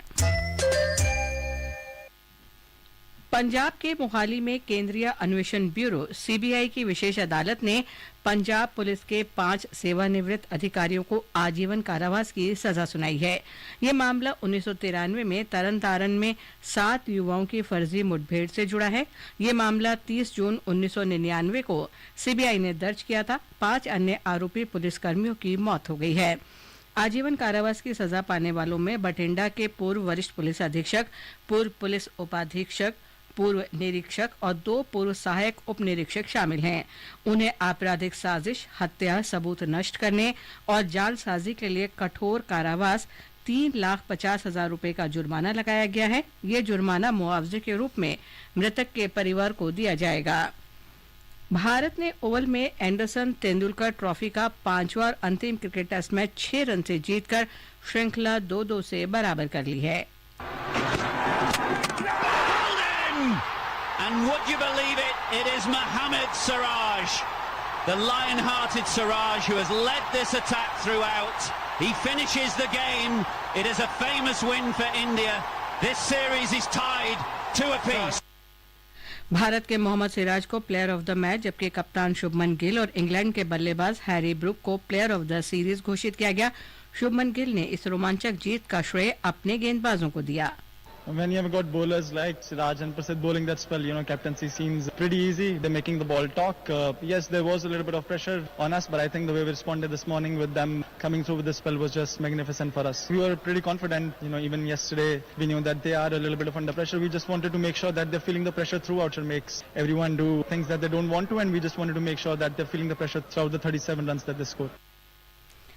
इस रोमांचक मैच के ब्यौरे के साथ हैं मुकेश कुमार। मैच के 5वें दिन आज मेजबान इंग्लैंड की पूरी टीम दूसरी पारी में 6 विकेट पर 339 रन से आगे खेलते हुए 367 रन बनाकर आउट हो गई। इंग्लैंड की ओर से दूसरी पारी में हैरी ब्रूक ने सर्वाधिक 111 रन बनाए। भारत की दूसरी पारी में मोहम्मद सिराज ने 5 विकेट लिए, जबकि प्रसिद्ध कृष्णा ने 4 विकेट हासिल किए। भारतीय टीम पहली पारी में केवल 224 रन ही बना सकी थी। इंग्लैंड के लिए गस एटकिंसन ने सर्वाधिक 5 विकेट लिए। जवाब में इंग्लैंड ने पहली पारी में 247 रन बनाते हुए 23 रन की मामूली बढ़त हासिल की। भारत की तरफ से मोहम्मद सिराज और प्रसिद्ध कृष्णा ने 4-4 विकेट लिए। दूसरी पारी में एक समय भारत 70 के स्कोर तक अपने 2 महत्वपूर्ण विकेट गंवा चुका था। इसके बाद यशस्वी जायसवाल ने आकाशदीप के साथ तीसरे विकेट के लिए 107 रन की साझेदारी करते हुए टीम को संभाला। जायसवाल ने 118 रन बनाए, जबकि आकाशदीप ने 66 रन की पारी खेली। इनके अलावा रविंद्र जडेजा और वाशिंगटन सुंदर 53 रन बनाने में सफल रहे। इंग्लैंड को जीत के लिए 374 रन का लक्ष्य मिला। जवाब में इंग्लैंड के बल्लेबाज जो रूट ने हैरी ब्रूक के साथ 195 रन जोड़कर टीम को जीत के करीब ला दिया। मैच के अंतिम दिन इंग्लैंड को जीत के लिए केवल 35 रन की दरकार थी, लेकिन 347 के स्कोर पर जेमी स्मिथ के आउट होने के बाद भारत ने मैच में वापसी करते हुए इंग्लैंड को 367 रन पर ऑल आउट कर 93 वर्ष के क्रिकेट इतिहास में 5वां टेस्ट मैच जीतकर नया कीर्तिमान स्थापित किया।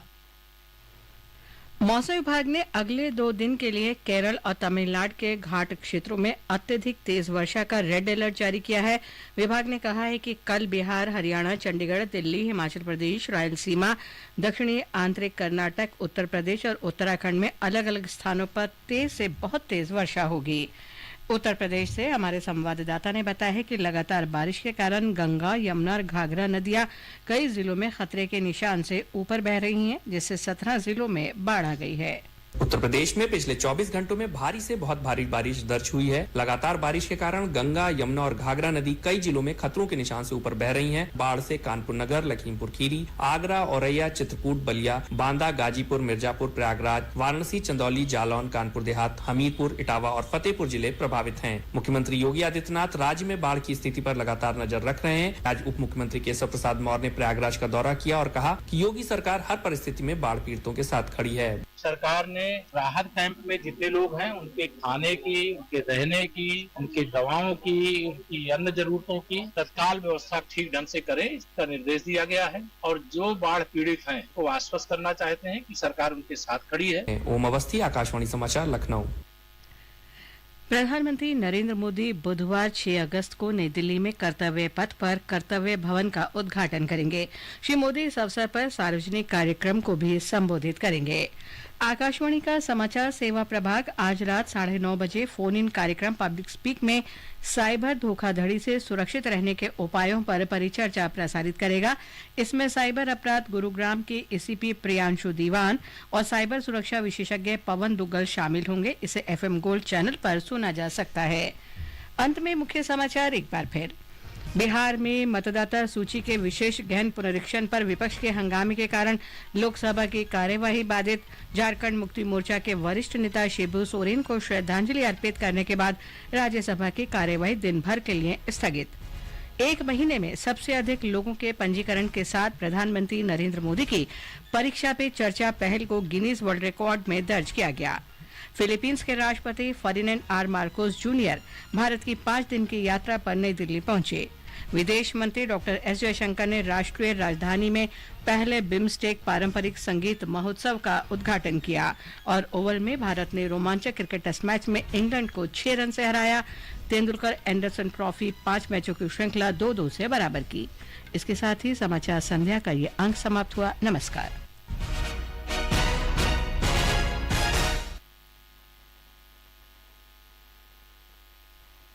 Good evening. This is Akashvani and I'm Anuja Kumar with the news at 9.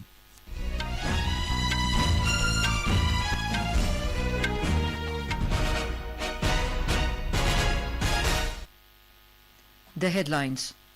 Lok Sabha faces disruption over electoral roll revision drive in Bihar. Rajya Sabha adjourned for the day after paying tributes to senior JMM leader Shibu Soren. Prime Minister Narendra Modi's Pariksha Pe Charcha initiative conferred with Guinness World Record for most registrations in 1 month. Philippines President Ferdinand R. Marcos Jr. arrives in New Delhi on a 5-day state visit to India. External Affairs Minister Dr. S. Jayashankar inaugurates first ever BIMSTEC Traditional Music Festival in national capital. 5 former Punjab police officials sentenced to life imprisonment in 1993 Taran Taran fake encounter case. And India pull off a thrilling 6-run win against England in final cricket test of Anderson Tendulkar Trophy in London to level 5-match series 2-2.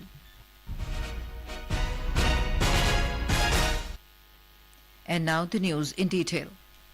Both houses of parliament were adjourned for the day. The Rajya Sabha was adjourned as mark of respect after paying tributes to senior Jharkhand Mukti Morcha leader and sitting MP Shibu Soren, who passed away in New Delhi this morning, while the proceedings of the Lok Sabha was marred following opposition protest over special intensive revision SIR exercise of Bihar's electoral rolls. When the Lok Sabha assembled after the first adjournment at 2 p.m., Parliamentary Affairs Minister Kiren Rijiju expressed displeasure over the protest of opposition MPs, saying that it was decided in the Business Advisory Committee meeting to have a discussion on the National Sports Governance Bill 2025 and the National Anti-Doping Amendment Bill 2025. आज बहुत ही महत्वपूर्ण national sports governance bill और national anti doping amendment bill चर्चा करके पारित करने के लिए समय तय किया और हमने भी अपोजिशन के मांग पर ये 2 महत्वपूर्ण बिल को 2 दिन चर्चा करने के लिए सबने माना था। इसके बावजूद आज पूरा देश में खेल और खिलाड़ियों के लिए इतना महत्वपूर्ण बिल लेकर के जब सरकार यहाँ आए हैं तो भी ये विपक्ष के सारे मेंबर्स इस तरह से हंगामा करके बिल पर चर्चा होने से रोक लगा रहे, ये ठीक नहीं है। As the ruckus continued, the chair adjourned the House for the day. In the Rajya Sabha, when the House met at 11 a.m., the members paid tribute to former Jharkhand Chief Minister and founder of the Jharkhand Mukti Morcha and sitting MP, Shibu Soren. Rajya Sabha Deputy Chairman Harivansh said Shibu Soren was a senior and distinguished tribal leader who played a prominent role in the movement for the rights and upliftment of tribal communities. मुझे गहरे दुख के साथ यह सूचित करना है कि आज 4 अगस्त 2025 को इस सदन के मौजूदा सदस्य श्री शिबू सोरेन जी का निधन हो गया। झारखंड राज्य की स्थापना के आंदोलन में उनकी महत्वपूर्ण भूमिका रही। वे इस नवगठित राज्य के सबसे सम्मानित नेताओं में से एक बने। उन्होंने आजीवन वंचितों के अधिकारों और कल्याण के लिए समर्पित भाव से काम किया। उनके निधन से देश ने एक अनुभवी सांसद, आदिवासी अधिकारों के प्रबल पैरोकार और एक अत्यंत सम्मानित जनप्रतिनिधि को खो दिया है। Later, the House observed silence for a while as a mark of respect to the departed leader before being adjourned for the day. Former Jharkhand Chief Minister Shibu Soren was suffering from a kidney ailment and was on life support system for the last 1 month at Sir Gangaram Hospital in the national capital after suffering a stroke. President Draupadi Murmu, Prime Minister Narendra Modi and other dignitaries have expressed grief over the demise of the veteran leader. The President and Prime Minister pay tribute to the departed soul at the hospital. In Jharkhand, a 3-day state mourning will be observed till Wednesday.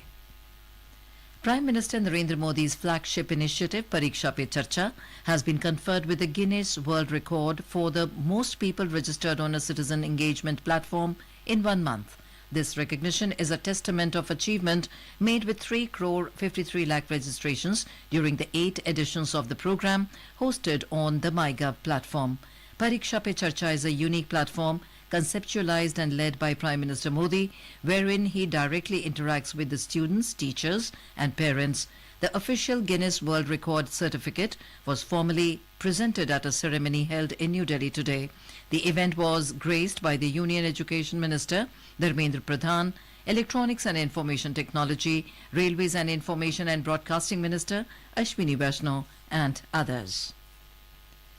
President of the Philippines, Ferdinand R. Marcos Jr., arrived in New Delhi today on a 5-day state visit to India. Upon arrival, Mr. Marcos was accorded a warm welcome. External Affairs Minister Dr. S. Jaishankar called on the President of the Philippines this evening. He expressed confidence that Mr. Marcos' scheduled talks with Prime Minister Narendra Modi will significantly deepen bilateral partnership between the two sides. More from our correspondent. Both the nations will review the entire gamut of bilateral relations by focusing on trade and investment, defense and security, maritime cooperation, agriculture, healthcare, pharmaceuticals and digital technologies. Several MOUs in different sectors are also expected to be signed in the presence of Prime Minister Narendra Modi and President of Philippines Ferdinand Marcos. Defense, security and maritime cooperation between the two countries have expanded in recent times. As far as the bilateral trade is concerned, India is the largest exporter of pharmaceuticals to the Philippines. With Anand Kumar, Bhupen Singh, Akashvani News, Delhi. This is Akashvani giving you the news. For quick news updates round the clock, follow us on our X handle at AIR News Alerts. And for details of these stories and more, log on to our website www.newsonair.gov.in and download the News on AIR app. A special Central Bureau of Investigation (CBI) court in Mohali sentenced 5 former Punjab police officials to rigorous life imprisonment in over 3-decade-old case of fake encounter of 7 persons of Tarantaran district in 1993. 5 other accused police officials passed away during the trial. Those sentenced to life imprisonment include a former Bhatinda Senior Superintendent of Police, former Deputy Superintendent of Police, former Inspector, and 2 former Assistant Sub-Inspectors. The court also imposed a fine of 3,50,000 rupees on each of the convict. The fine will be given to the families of the deceased as compensation. The Supreme Court today expressed displeasure with the leader of the opposition, Rahul Gandhi, over alleged derogatory comments about the Indian Army in the context of the 2020 Galwan Valley clash with China. During the hearing, the court made oral remarks expressing disapproval of Mr. Gandhi's statements. The court observed that being the leader of the opposition, he should raise such concerns in Parliament and not on social media. While staying the criminal defamation case, the court issued a notice on Mr. Gandhi's plea against the Allahabad High Court's refusal to quash the proceedings. An interim stay was granted for 3 weeks. Reacting to Apex Court's observation, Parliamentary Affairs Minister Kiren Rijiju, while talking to media in New Delhi, said that this kind of strong observation from the Supreme Court is befitting and timely. Supreme Court has straightforward rebuked Sri Rahul Gandhi ji for making unsubstantiated claim that thousands of square kilometers of Indian territory are being occupied by the Chinese army. This kind of statement from the leader of opposition is extremely harmful for the nation and it demoralizes our forces. So we have been making appeal to Sri Rahul Gandhi not to make such kind of unsubstantiated statement. So I feel that strong observation from the Honorable Supreme Court is very befitting and timely. Bihar Chief Minister Nitish Kumar today announced the implementation of domicile policy for the 4th phase of the upcoming teacher recruitment examination. The Chief Minister made this announcement through a social media post. Under this policy, only residents of Bihar will be eligible to apply for the 4th phase of the teacher recruitment examination, which will be conducted this year by Bihar Public Service Commission. The first ever BIMSTEC Traditional Music Festival was held at Bharat Mandapam in New Delhi this evening. Inaugurating the event, External Affairs Minister Dr. S. Jaishankar said that music serves both as a bridge between nations and is also a powerful way for countries to express their heritage and identity. We live in complicated and uncertain times. Our collective desire is to see a fair and representative global order, not one dominated by a few. That quest is often articulated as political or economic rebalance. But I want to say this to you, obtaining respect and ensuring dignity for societies can also be achieved through cultural prowess. In that context, traditions are of particular value because ultimately they define identity. Artists from India, Bangladesh, Bhutan, Myanmar, Nepal, Sri Lanka and Thailand performed at the musical evening. The festival, called Saptasur, 7 Nations, 1 Melody, witnessed the celebration of the distinct musical traditions of the 7 BIMSTEC countries. On to sports now. India today pulled off a thrilling 6-run win against hosts England in the final cricket test of the Anderson Tendulkar Trophy at the Oval in London to level the 5-match series 2-2. Chasing a target of 374 set by India, the hosts were all out for 367 in their second innings on day 5 this afternoon. We have a report. Visitors began the day on the offensive with Mohammad Siraj striking twice and Prasidh Krishna bagging another wicket to put the game on a knife's edge. Ultimately, it was Siraj who picked up the last wicket as India snatched victory from the jaws of defeat in one of the most dramatic conclusions in Test cricket history. And would you believe it? It is Mohammad Siraj, the lion-hearted Siraj, who has led this attack throughout. He finishes the game. It is a famous win for India. This series is tied 2 apiece. Siraj was the star of the match with a 9-wicket haul, including 5 in second innings. The host had resumed their second innings today at 339 for 6. Riding on Yashasvi Jaiswal's impressive 118, Team India had posted 396 in their second innings. In the first innings, England were bowled out for 247 in reply to India's 224. Indian skipper Shubman Gill thanked Siraj and Prasidh for their excellent bowling performance. When you have got bowlers like Siraj and Prasidh bowling that spell, captaincy seems pretty easy. They're making the ball talk. Yes, there was a little bit of pressure on us, but I think the way we responded this morning with them coming through with the spell was just magnificent for us. We were pretty confident, even yesterday we knew that they are a little bit of under pressure. We just wanted to make sure that they're feeling the pressure throughout and makes everyone do things that they don't want to. Mohammad Siraj was declared the player of the match. He became the top wicket taker with 23 wickets in the series. Shubman Gill and Harry Brook were both named the players of the series. Shubman finished as the top run scorer of the series. He scored 754 runs in 10 innings at an average of 75.40 with 4 centuries and a double century. With Paras Chauhan's report, Swati Rakheja for Akashvani News from Sports Desk. In a bilingual live phone-in program Public Speak tonight, we will bring an insightful discussion on ways to stay safe from cyber frauds. Piyanshu Devan, ACP Cybercrime Gurugram, and Dr. Pavan Duggal, cybersecurity expert, will participate in the discussion. Listeners can ask questions to the experts on telephone numbers 011 23717117 and 011 2331 4444 from 9:30 p.m. onwards tonight. The India Meteorological Department, or IMD, has issued a red alert for extremely heavy rainfall over Kerala and the Ghat areas of Tamil Nadu for next 2 days. The Met Department said heavy to very heavy rainfall is expected at isolated places over Bihar, Haryana, Chandigarh, Delhi, Himachal Pradesh, Rayalaseema, South Interior Karnataka, Uttar Pradesh and Uttarakhand tomorrow. In Uttar Pradesh, continuous rainfall has led to a sharp rise in water levels of major rivers. The Ganga, Yamuna and Ghagra are flowing above the danger mark in several areas, triggering floods in 17 districts.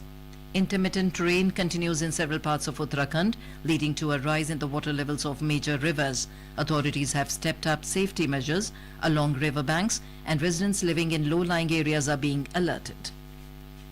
Benchmark domestic equity indices today ended with gains of over 0.5%. Sensex jumped 419 points to close at 81,019. Nifty rose 157 points to settle at 24,723. And now, before we end the bulletin, the headlines once again. Lok Sabha faces disruption over electoral roll revision drive in Bihar. Rajya Sabha adjourned for the day after paying tributes to senior JMM leader Shibu Soren. Prime Minister Narendra Modi's Pariksha Pe Charcha initiative conferred with Guinness World Record for most registrations in 1 month. Philippines President Ferdinand R. Marcos Jr. arrives in New Delhi on a 5-day state visit to India. External Affairs Minister Dr. S. Jaishankar inaugurates first ever BIMSTEC traditional music festival in national capital. 5 former Punjab police officials sentenced to life imprisonment in 1993 Taran fake encounter case, and India pull off a thrilling 6-run win against England in the final cricket test of Anderson Tendulkar Trophy in London. That is all in the news at 9. Good night.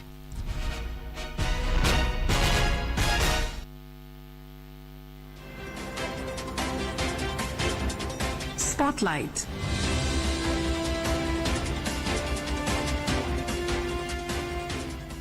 This is Akashvani. In the program Spotlight, now we bring you a discussion on strengthening bilateral ties, Philippines President's visit to India. The participants are Anil Wadhwa, former ambassador, and Sonu Sood, anchor. President of Philippines Ferdinand R. Marcos Jr. arrived in New Delhi today on a 5-day state visit to India, his first visit since taking office in 2022. Prime Minister Narendra Modi and President Marcos are scheduled to hold bilateral discussions tomorrow. President Marcos will also have meetings with President Draupadi Murmu and External Affairs Minister Dr. S. Jaishankar. To discuss the significance of President Marcos' state visit to India, we have with us Ambassador Anil Wadhwa. Ambassador Wadhwa, warm welcome to you from Akashvani. Thank you.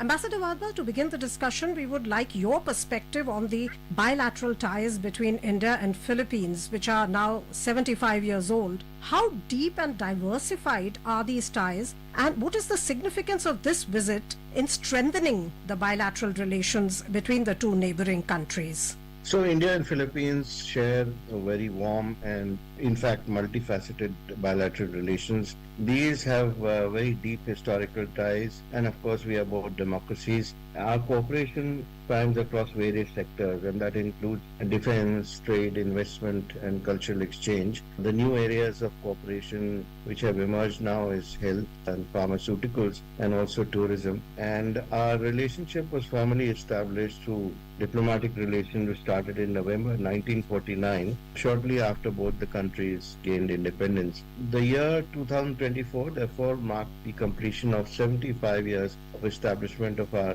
diplomatic relations, and we have a bilateral mechanism which is the Joint Commission on Bilateral Cooperation, which is chaired by our External Affairs Minister and the Philippine Secretary of Foreign Affairs. So that is the umbrella consultation which happens at regular intervals. But of course, lately, because of the situation in the South China Sea, we've seen that defense cooperation has emerged as one of the strong pillars of bilateral relations and a very promising area for future collaboration between India and the Philippines. The reason is that the situation in this region due to the Chinese actions has been given a new twist. The Philippines and India, both countries which feel that cooperating in the security area is essential in the circumstances, and that has then brought the two countries much closer together. So India's relations with Philippines are seen as an integral pillar of India's Act East policy and Vision Mahasagar.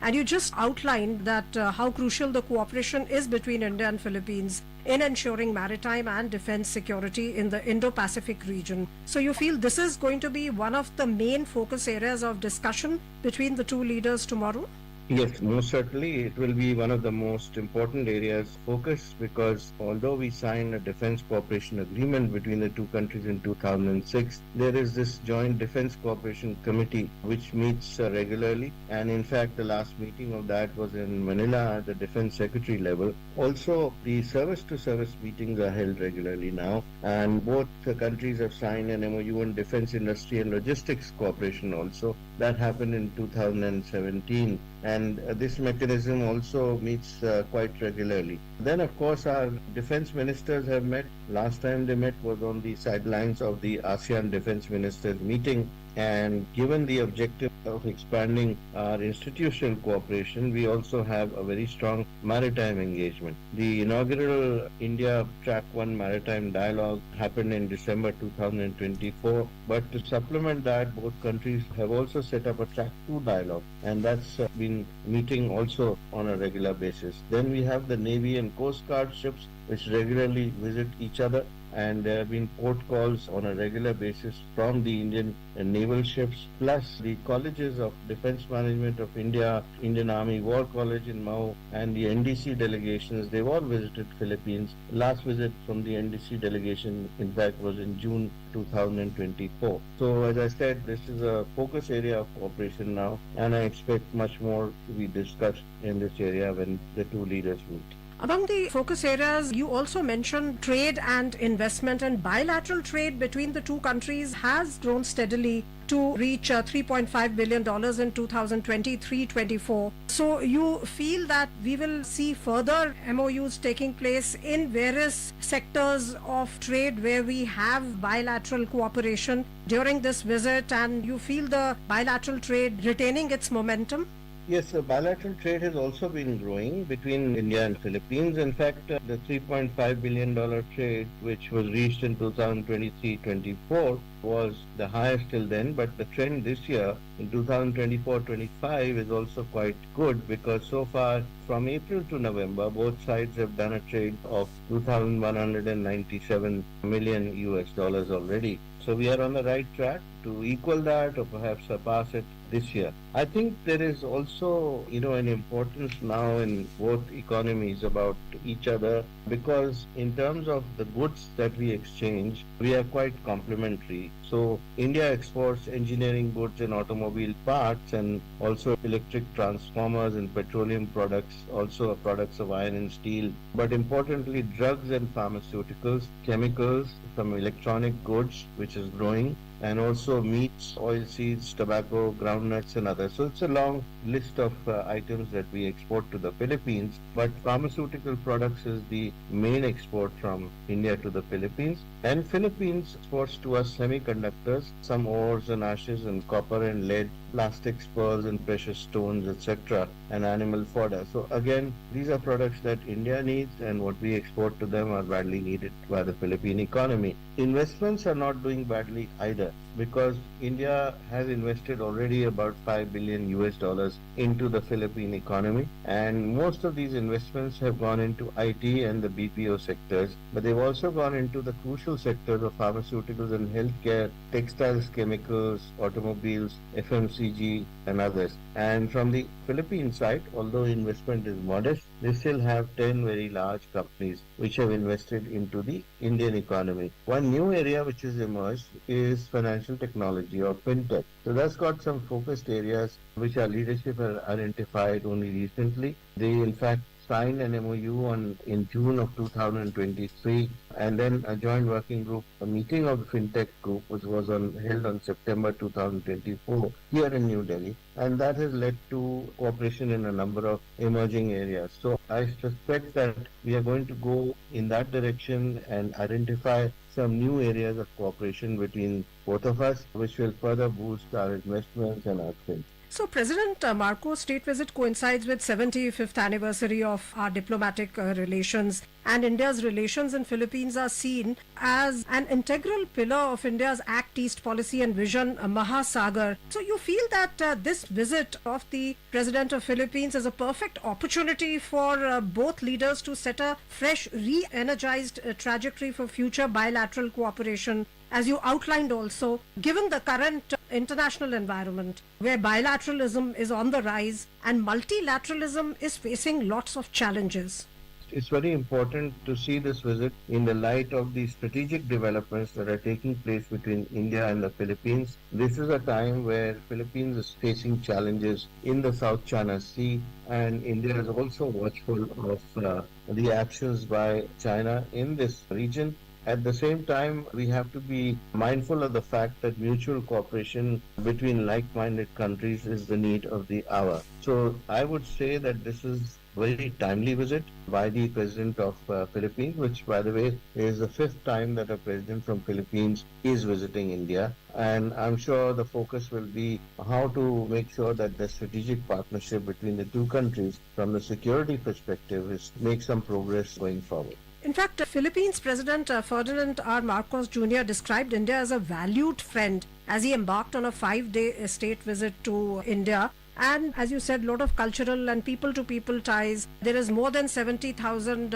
Indian diaspora which stays in the Philippines. So you feel these linkages also becoming stronger? Absolutely. So, we have a very important cultural exchange program which has been signed between the two countries. And in fact, there are a number of activities that are celebrated as part of this cultural exchange program. Plus, as you rightly mentioned, there are 70,000 people of Indian origin who live in Philippines. Many of them are Indian professionals, and they work in Indian and multinational corporation in the Philippines. Plus, now we have about 9,800 students in the Philippines who are enrolled in various courses, which is extremely important, and in future this number will only grow. The Indian diaspora has also established several places of religious worship. So we have about 31 gurdwaras and 8 Hindu temples in the Philippines. There are a number of cultural associations there, and the Indian embassy there and the Filipino community is jointly supporting social, cultural and welfare activities.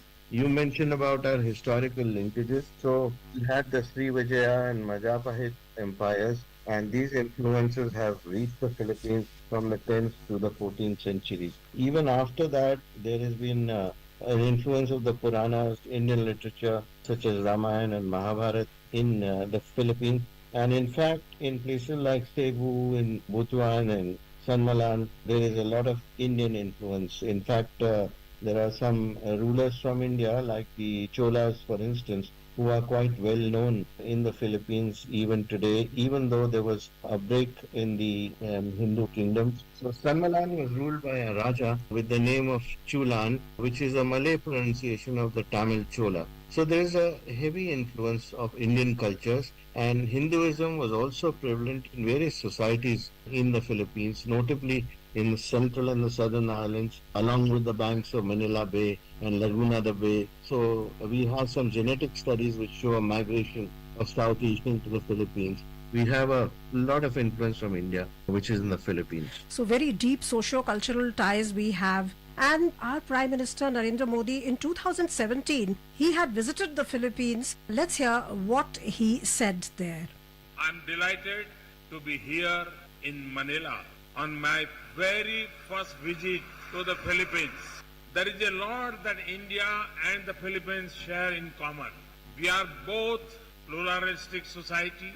and vibrant democracy. So, Ambassador Wadhwa, what would you say? You have outlined all the focus areas in the bilateral relations between India and Philippines. And on this state visit, what kind of outcome are you expecting in terms of agreements or MOUs which could enhance the trade between the two countries? Because there is a very strong delegation which is accompanying the president, so I expect a number of bilateral meetings. They may translate into MOUs on the sidelines of the main visit. Of course, we can't predict which field these will be, but I do expect that a number of them would be signed. And there is another area of cooperation which we haven't discussed, which is the tourism cooperation between the two countries. Philippines is very keen that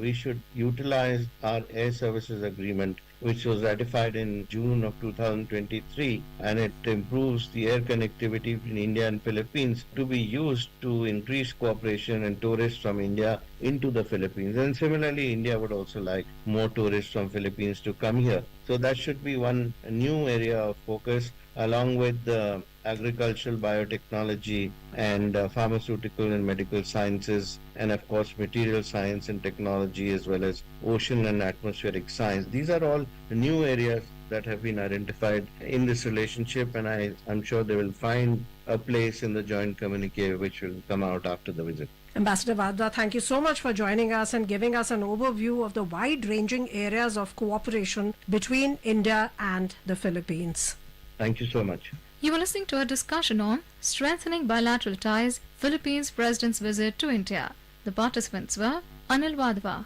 former ambassador, and Sonu Sood, anchor. This program was produced and presented by the News Services Division of Akashvani. You can listen to it on our mobile app News on AIR. This program is also available on our YouTube channel News on AIR Official. You may share your feedback about this program through email at airnsdtalks@gmail.com or WhatsApp on 928-909-4044. Spotlight.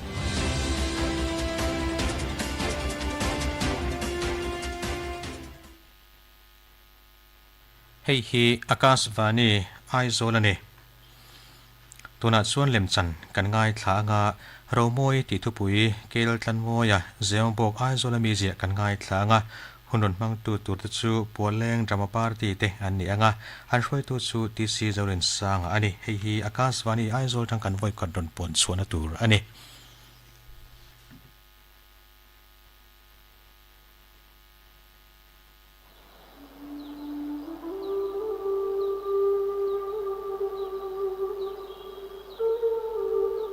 Oi lelchian romoi hi chu van nei ngut mai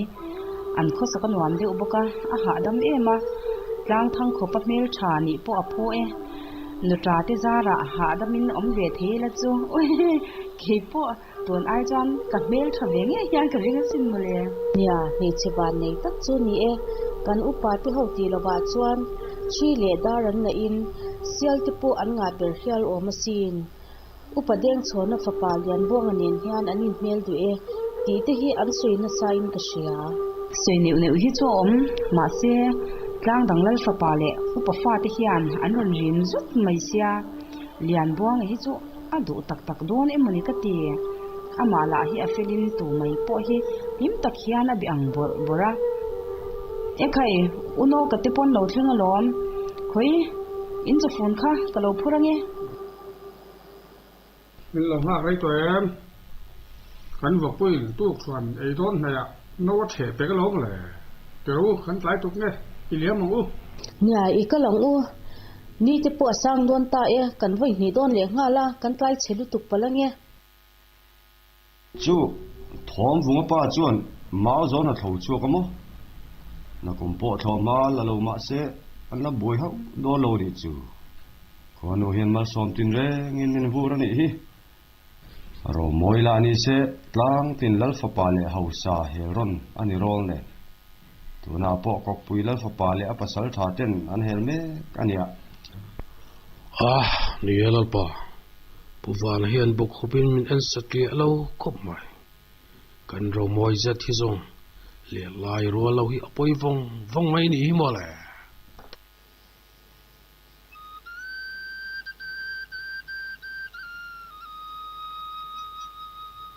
hey jemi ka in hel zo the trep te kan her o thi ka me lat lai mi to kha ania มันhi anwa mania kel khi hi arong lu tukani hi chemi somkha ronta to ole ke ronta tania kan pasal thau ko ngate ni rengin ron leng ro kha ro moi in go boy ong o hey ila de chiam je hen soi china ila de ko om turin karon lut ve roi mai ni hi kan dal fa pala email a mu lo thi chuan a chawa te tui hei thei to lo ni ber hi oi nia ke ni nu fa zong kan boy thei te zong ani hi oi u ko nga hi ti om ang lo e mai ke ni email tra sa kyang khulian le ro pu ya chuan an kat nuk don ti sha chung lo ma ke ni ve zong lel thu thleng han wa pui tlak po kan ni mu lo hi tại đó cho anh tuông mong chú mồ anh riêng thu thầy lâu nỉ point tharum ron mang mấy tu khan cái chợ cả pháp lung đum ber tu chú em công point cần nỉ sắc mấy tu ra nỉ cần đủ ber cần lạc to nu khua chú cái pasal thà lệ cái lăng vál tên anh dar vắt to mấy đó nỉ hey kan pasal thà hoa kalan ni boga lo cham chu soi lo kang roi kil tu rin sin kalau in buat sei le kang tin thang mo kan nei anga ro pui takin ran lukim nen roi kan che mup meng chu ti ru ta sin kalau ngai tu ni nge kan mo nu tur chu tlang tin thang hat khop mel tha ni boka tei mu hlam mu nia ka ha le ni tui khur mual thoi toi khu apia na hi chuan kala du ber maya amal bong na mai le aom bor tokla mai te khuan kum sir claim de uni hi min ti cha kan ya oyo nang ni ho in kom khom hi atira thu pui phone zet hian in han ti a khun khan zet hian in trong supa atopa veng thang nu thoi tui khur veng nu thoi ti thuara hian in thu hi in bil le vek zel mai thina ni hi mo ani hi mo le lal nu khoi mo ti bur al chu min lo che nge te pasal thà cái cần dal phanu ko sa je hian in ka ngai reng ati chalo min hoi lo riaw kan siat tat chu khai nge ni lung lai ni voi na kalom pa ta thian ho sapela ram chu an tum thu nu bula soi khai se lo em ni an thian du na an thing phur kan lo chang mayang chu kan zui ruanga rem chang ma sap tra kan kal pui mayang chu ti pa point thei angin tai nu pui tur chu ron hon ro ti khamo sai lo ho hian ke ni zadeng ho hi mine kral tum re hian an khosa kan nuwa je ron tla tha in hey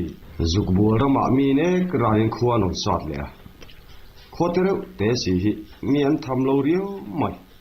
a thu ri ma ro moi po hian mi hi a hoi lo reng ole kan du chu kan nei mai thina lom ni ko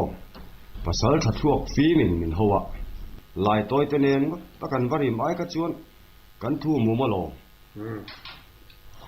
hong chua ho lom kan zuyenga rem chang ma sabera kan soi hal don ya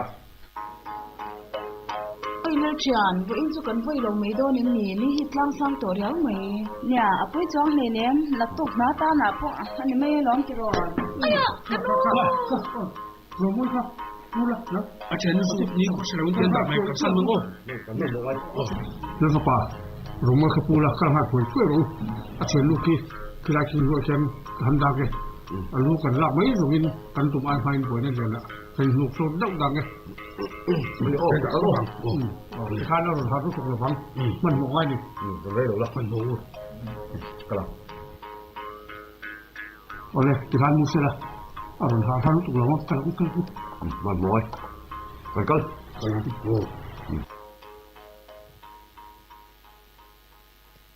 zadeng lal fa pa khoron kai hian min chung tlak zong hian a kam alo tam deuh nge mani a chapo thu le an khoza ve po kan ti alo thu a soi fu mai te hian ka benga ron lu fu mai ka ti nia lalpa Helal fa pa zet thi zong at chapau thu len kholen thu soi hian ka benga thling fo mai ka ti chu tianga kholian an ni chu nenga an khonula ri mai lo ni an ek chitam ve tlu ringot ti na mani do ni so valpa ai hu na chu awa man mo ve mo le eng thu keng chon tu nang hu na ron man mo view ni mo pa ro moi le deng chung thing phur kha ni ko shelawin nan lo tu khluwa ro moi phei chu an ruai dai mai deng chung i po tu na hian en kol ngai na oma bol pu kan ko me ke kan kok pui khwal te kam hun tina kan zonga kan hu hau lo an ni ba kharin hel tu kan shelo tlangwa lom te ne nu kan bi do nem niang lel pa soi lai meng mekin ole an bi zui phot ula kan pasal tha le tlangwa ten khua anon ka hun huna in cha phun tu nen kan ron liam zui tir ve le don nia kan kok pui ho mai mai cho Valupa enge in ro re chu ni ta le hei leng tarun kai thul thakin in thu le la kan lo ngai chang asin ole lo ngai thang o kan lal in ro re chu hetiang hian ni e kan valupa te fin turin nak tu ka tlangwal som kan tho chho bel dona zanina chuan kan valupa ten an lo va bi zui dona me cher ne na an nu han zui ai chuan va trena chokila thain kan sia ani hei hi lalle upa te le kan pasal tha te thu chuak ani a akal tu te chuan zan nga tla bu fai bok ba ka kan tuk thuan tur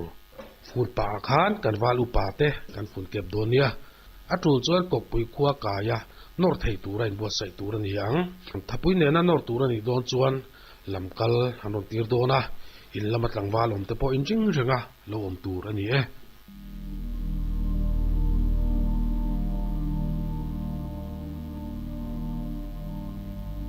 heta hian tu chon chui rel men u kong kan bo ta lagin kan kal na ngaya kan kol jek mai si kan pi ber te taw kal thadu lo nen ku rok bok nen heta chuan kan tha azoi zo palange ram chang lo mai tu om le nga la an bo sai sam samila romoi izawen ko kan chu san dan in du thu asam chi lo na a ha damin kho kan kayanga idam song mayang kan ne ni churan lukimin lim le ro pui takin tlang roi kan the mu mai don nia oi ka tu khum chu koi tia longin na pong ani hi mo le kalu la chu anan ut le nga la in sa thiam don nia romoi khatia kan ti mai kha ngai si ni kholen le ro pui taklal nui le ne thuai don na lon ei la ni em ang lungai ma ra che kho po ha damin kan kai wat the tonga nang po ha dam song mayang anu le pa pun lo lo mo tam che me lan hu ve cha thin je chu ka hil fo to che kha ke chuan pasalatan do le ka thin nung lwa tu ka ne ya chu ero nang ini hau lo ka mangai mi a lo chu commitment chung hi chuan ka nei don lawa khoro pui taklal no lim ngai mi alo ni ai chuan minaran chung kwa ni a pasal fanau te ne na lim taka hi ka thang jok fe ni chu wang chuan ka kirsan le mai ang chu i du dan um thei nge thelo yan an chin ang nia tukina tang hian kanula ini anga khuwa kan thlen huna kanu pui ini khopang lal sa pa kan kalangai dia hei zuk bol lamin min don ve tat mai promo ha kal pui la keinin kan lo nuai nge eng tia min ve ngam mai nge mon ni la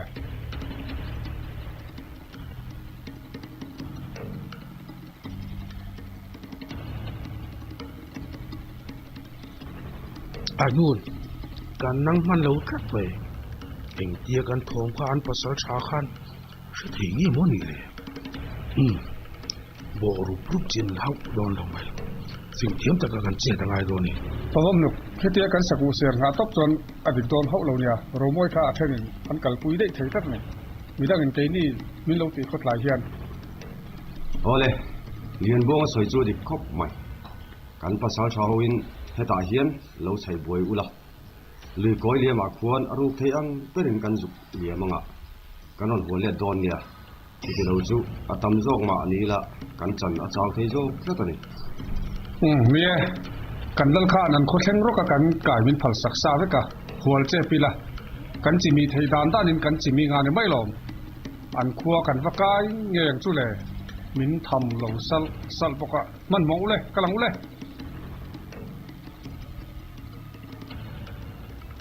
kan ram wal kan thleng ta poka kan pasal tha te lo ngak lok te u an ni pon hon thleng harin karing lo ral nor tham an ni lem lo khamo ramoi kho kan kai che tonia ha damin yu ni mang the nai to e kan tu mai chakin kan nu ta chia mai che to sam la muangin huni mang the do to e ka pasal tur chu ka thlang fel vek to ka ti kha kum kho a tim ni mel nuai mi alo tur hian min do ni mo lal nu ni hi ka thlal ve lo ve lai tôi chẳng vã lâu này kan nu khon lo juk le deu teu ro mo hian anuna hian asirasil ni lovin fiat fi ngai ani hi tuna ko ya khon le mula mi lo ngak lok tu ole lal fa pa apia da wa song kan lo o menge ro moi enga ka thu soi hi pom du chat lo mai le eng kim kan soi fel mai tu ka ngai lain a khol kham jong hi rai tong choreng mai ni ka nei lo ta chuan tu man nei don lo che ilu ka lang ti kha I thei ngi ta em ni ka nu pui ni do nen idu le ka lu chu la mai ro idu to inom chen ne ni kum khwa ai chuan ka thang zo ke ka mangai lian buang khan ka nu chuin in khwa hi aron kai ngei do na ane na chuan piara la len dunin kalau mak reng che hring chan chung rei lo te an kemin leng dun the lo mai la piara la kalau mak reng che ati e I lo ti don nia ata na bol ho ni ai chuan lu chan ka than jok thu hi I lo rin bok don nia idu thanang anga om thei ni to lo ti hi kan siat ti rang che lal fa pa nun rong lu tuk me ka du lo min chan ro ngoi la trắng lo mai ro chu lompa an thom chi sem e kan lal fa pa chu na ka bu chu lon tu ani nge yang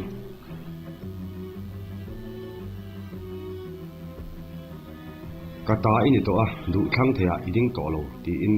khua kan chu san tir khan ka fil lo chem ni eng tia zai zap zong ka ve thlem ram japon enga ma siat thiam ru mi lo mai ni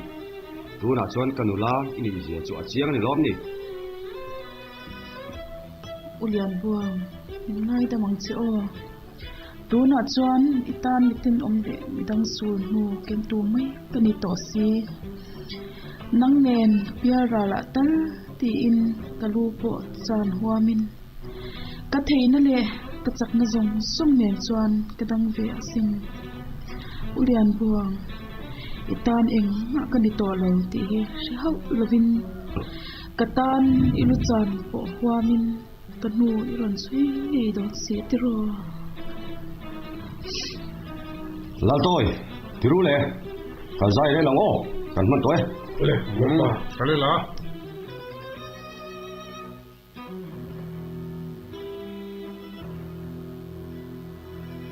kan nang man lo thlat mai so kho chung anin chir ru dia mai kan tlai sa ni ngai tua da thar kan siama ro san kan re ranga ye e po ni se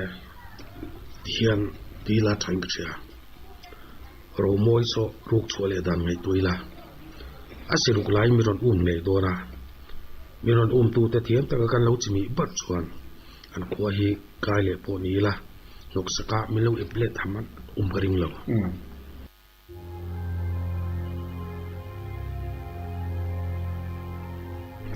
bong no hei kanin pe fel chu ni to e ta ya hoi nang po hanin tla khwai ve zung la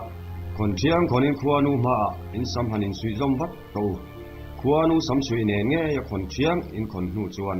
tu nge in nu pui ni lo ti the to te lu lang ni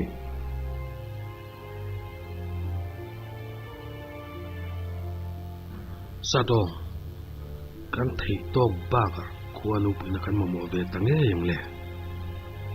lal in hi kan lu khung nge yang ai do na ni eng tiang khir nge ka selawa eng tiang har sa tur nge ni po ka selo amai ro chu khomi puite min hu ma le thom anon chet main dai lama kan liam han hangai don ni kan pasal tha te kan fa pun man to don lawa an sa dot ka kan hum thoma anon liam ve ha mai tura ka ngai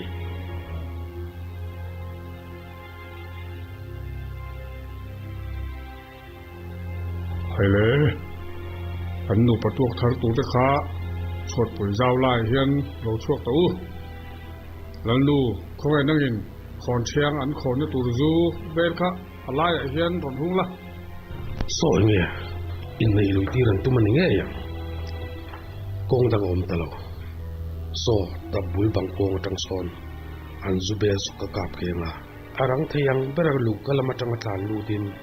chet tum chui sai lir hal top don ya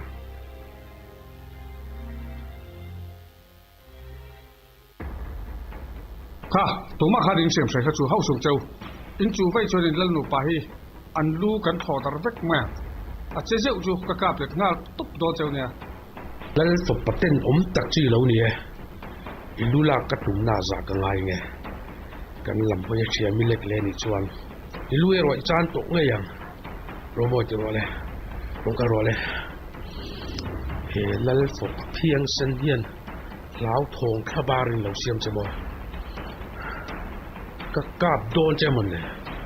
man moi ka ro ka ron u mang cheu a chengam ngam han che zeu te se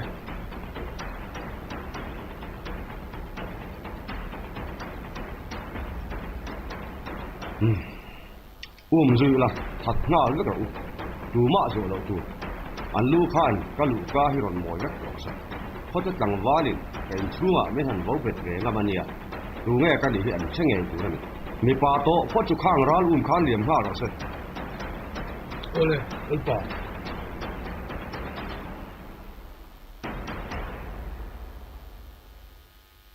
ole bila soka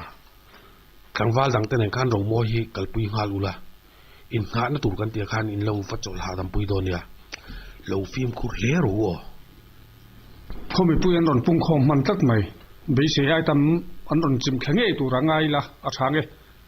kan ron liam don khan lalino mo po kha an ron tran chuak vek le man to lal to la khan midang kha hui kho min an ting kho ma an ron liam huk in karing in lo om na lai chu arem viau hi mi pui an ron pung khom man tat mai be se ai tam an ron chim khange tu ra ngai la kan ron liam don khan lalina om ho po kha aron tran chuak vele man to lal tua la khan midang kha hui kho min an ding kho ma an ron liam hukin kariye in lo om na lai chu aram viau hi pasal thachang rel nge nge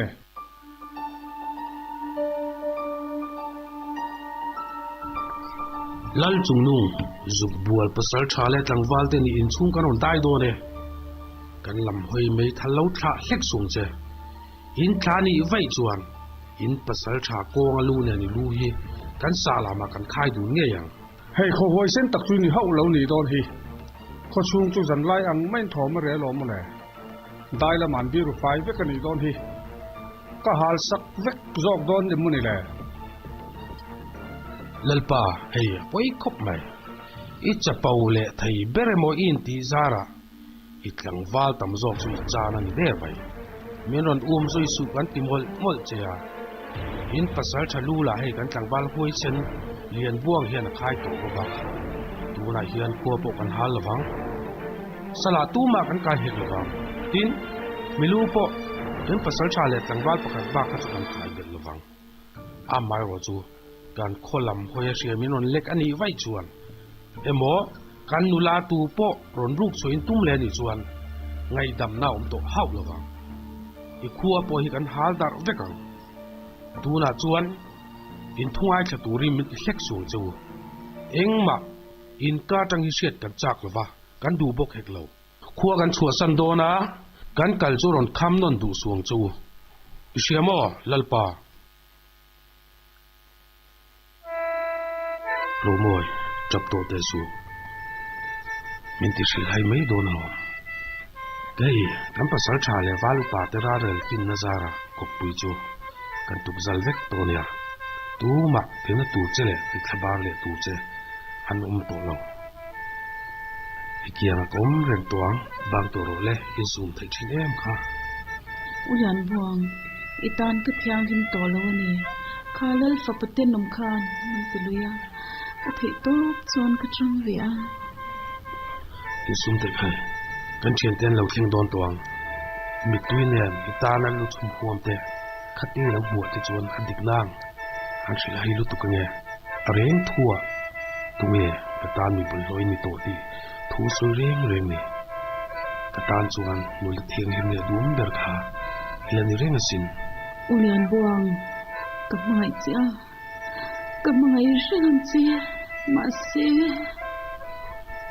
romoy adam ro thamuang da un to ro ka ti kha bang to ro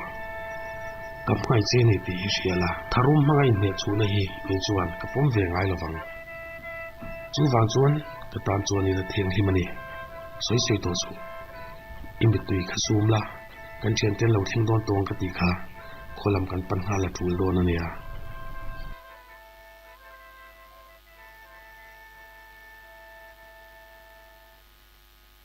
lalpa zubwal lal in ro pui karong kai thei nge khai lo lu to khai lalpa hey kok pui khuat tanga iza ngai na dil tura local kan ni upazakota kan ni a kan valu pale kan tangwal te uap na hnuai ron in chir thleng thei ram kan ni ani mo em thu ngai lal chon ron pon hnuai tir chawa lalpa kan lal chuan zubwal khuat te chunga poina tak kan khoya kan chunga eng tiang pon ron chenon le ma se eng ma thiam tho sei tur kan nei love chapo na tlang sang taka kan loading reng maya khro pui le kan vela khote deuh te el le chau phak rual lawa kan lo ingai thina amai ro chu kholen le khro pui na chuan huai tu tha le huai sen ni apoi mo zia kan zir chuak ta sei fa te in ngei taka om tur kan ni zia ka pa min sil thin kha tuna chuan ka hri thiam ta ti in hena thupa meron choi tirani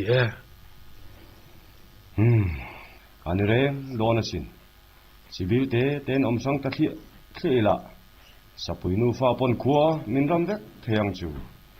in lung rualila in tel khong hetila kan tran rol phot chuan tun nge min ne theite lulang ni enga tran rol pui the hau lova mileng dar zong nga ta kho sak te reng ni ek chitam tur ai chuan lem te tran rol that asot zok zia chu amu fia thiam to lang chu lalpa zom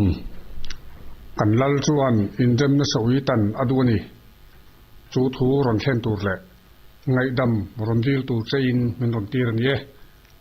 zafa ka lu achum em lawang chu tin ikhwa kan ron kai roi mai ni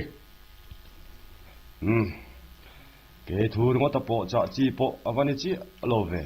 kein rem ti mai la karo rel pui ka upa te jinga pakhat pon rem ti lo se kan kal tlang pui thei lawang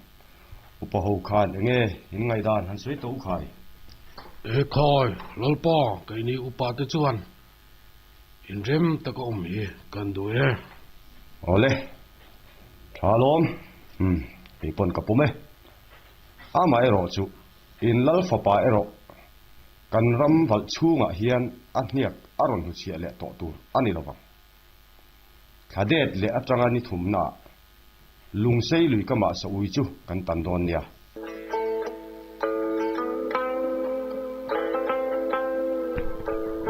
romoy kan thai chang mai tur ka than hiang izun le ngai hian nawang taklei zo lo isei bia tho min hlan hun ngakin singmit kalen ruaye thal ru mei yanga katim lai jing riai kha kalian chian aton kiange mangai na in don ren chuin ahun mang ve mo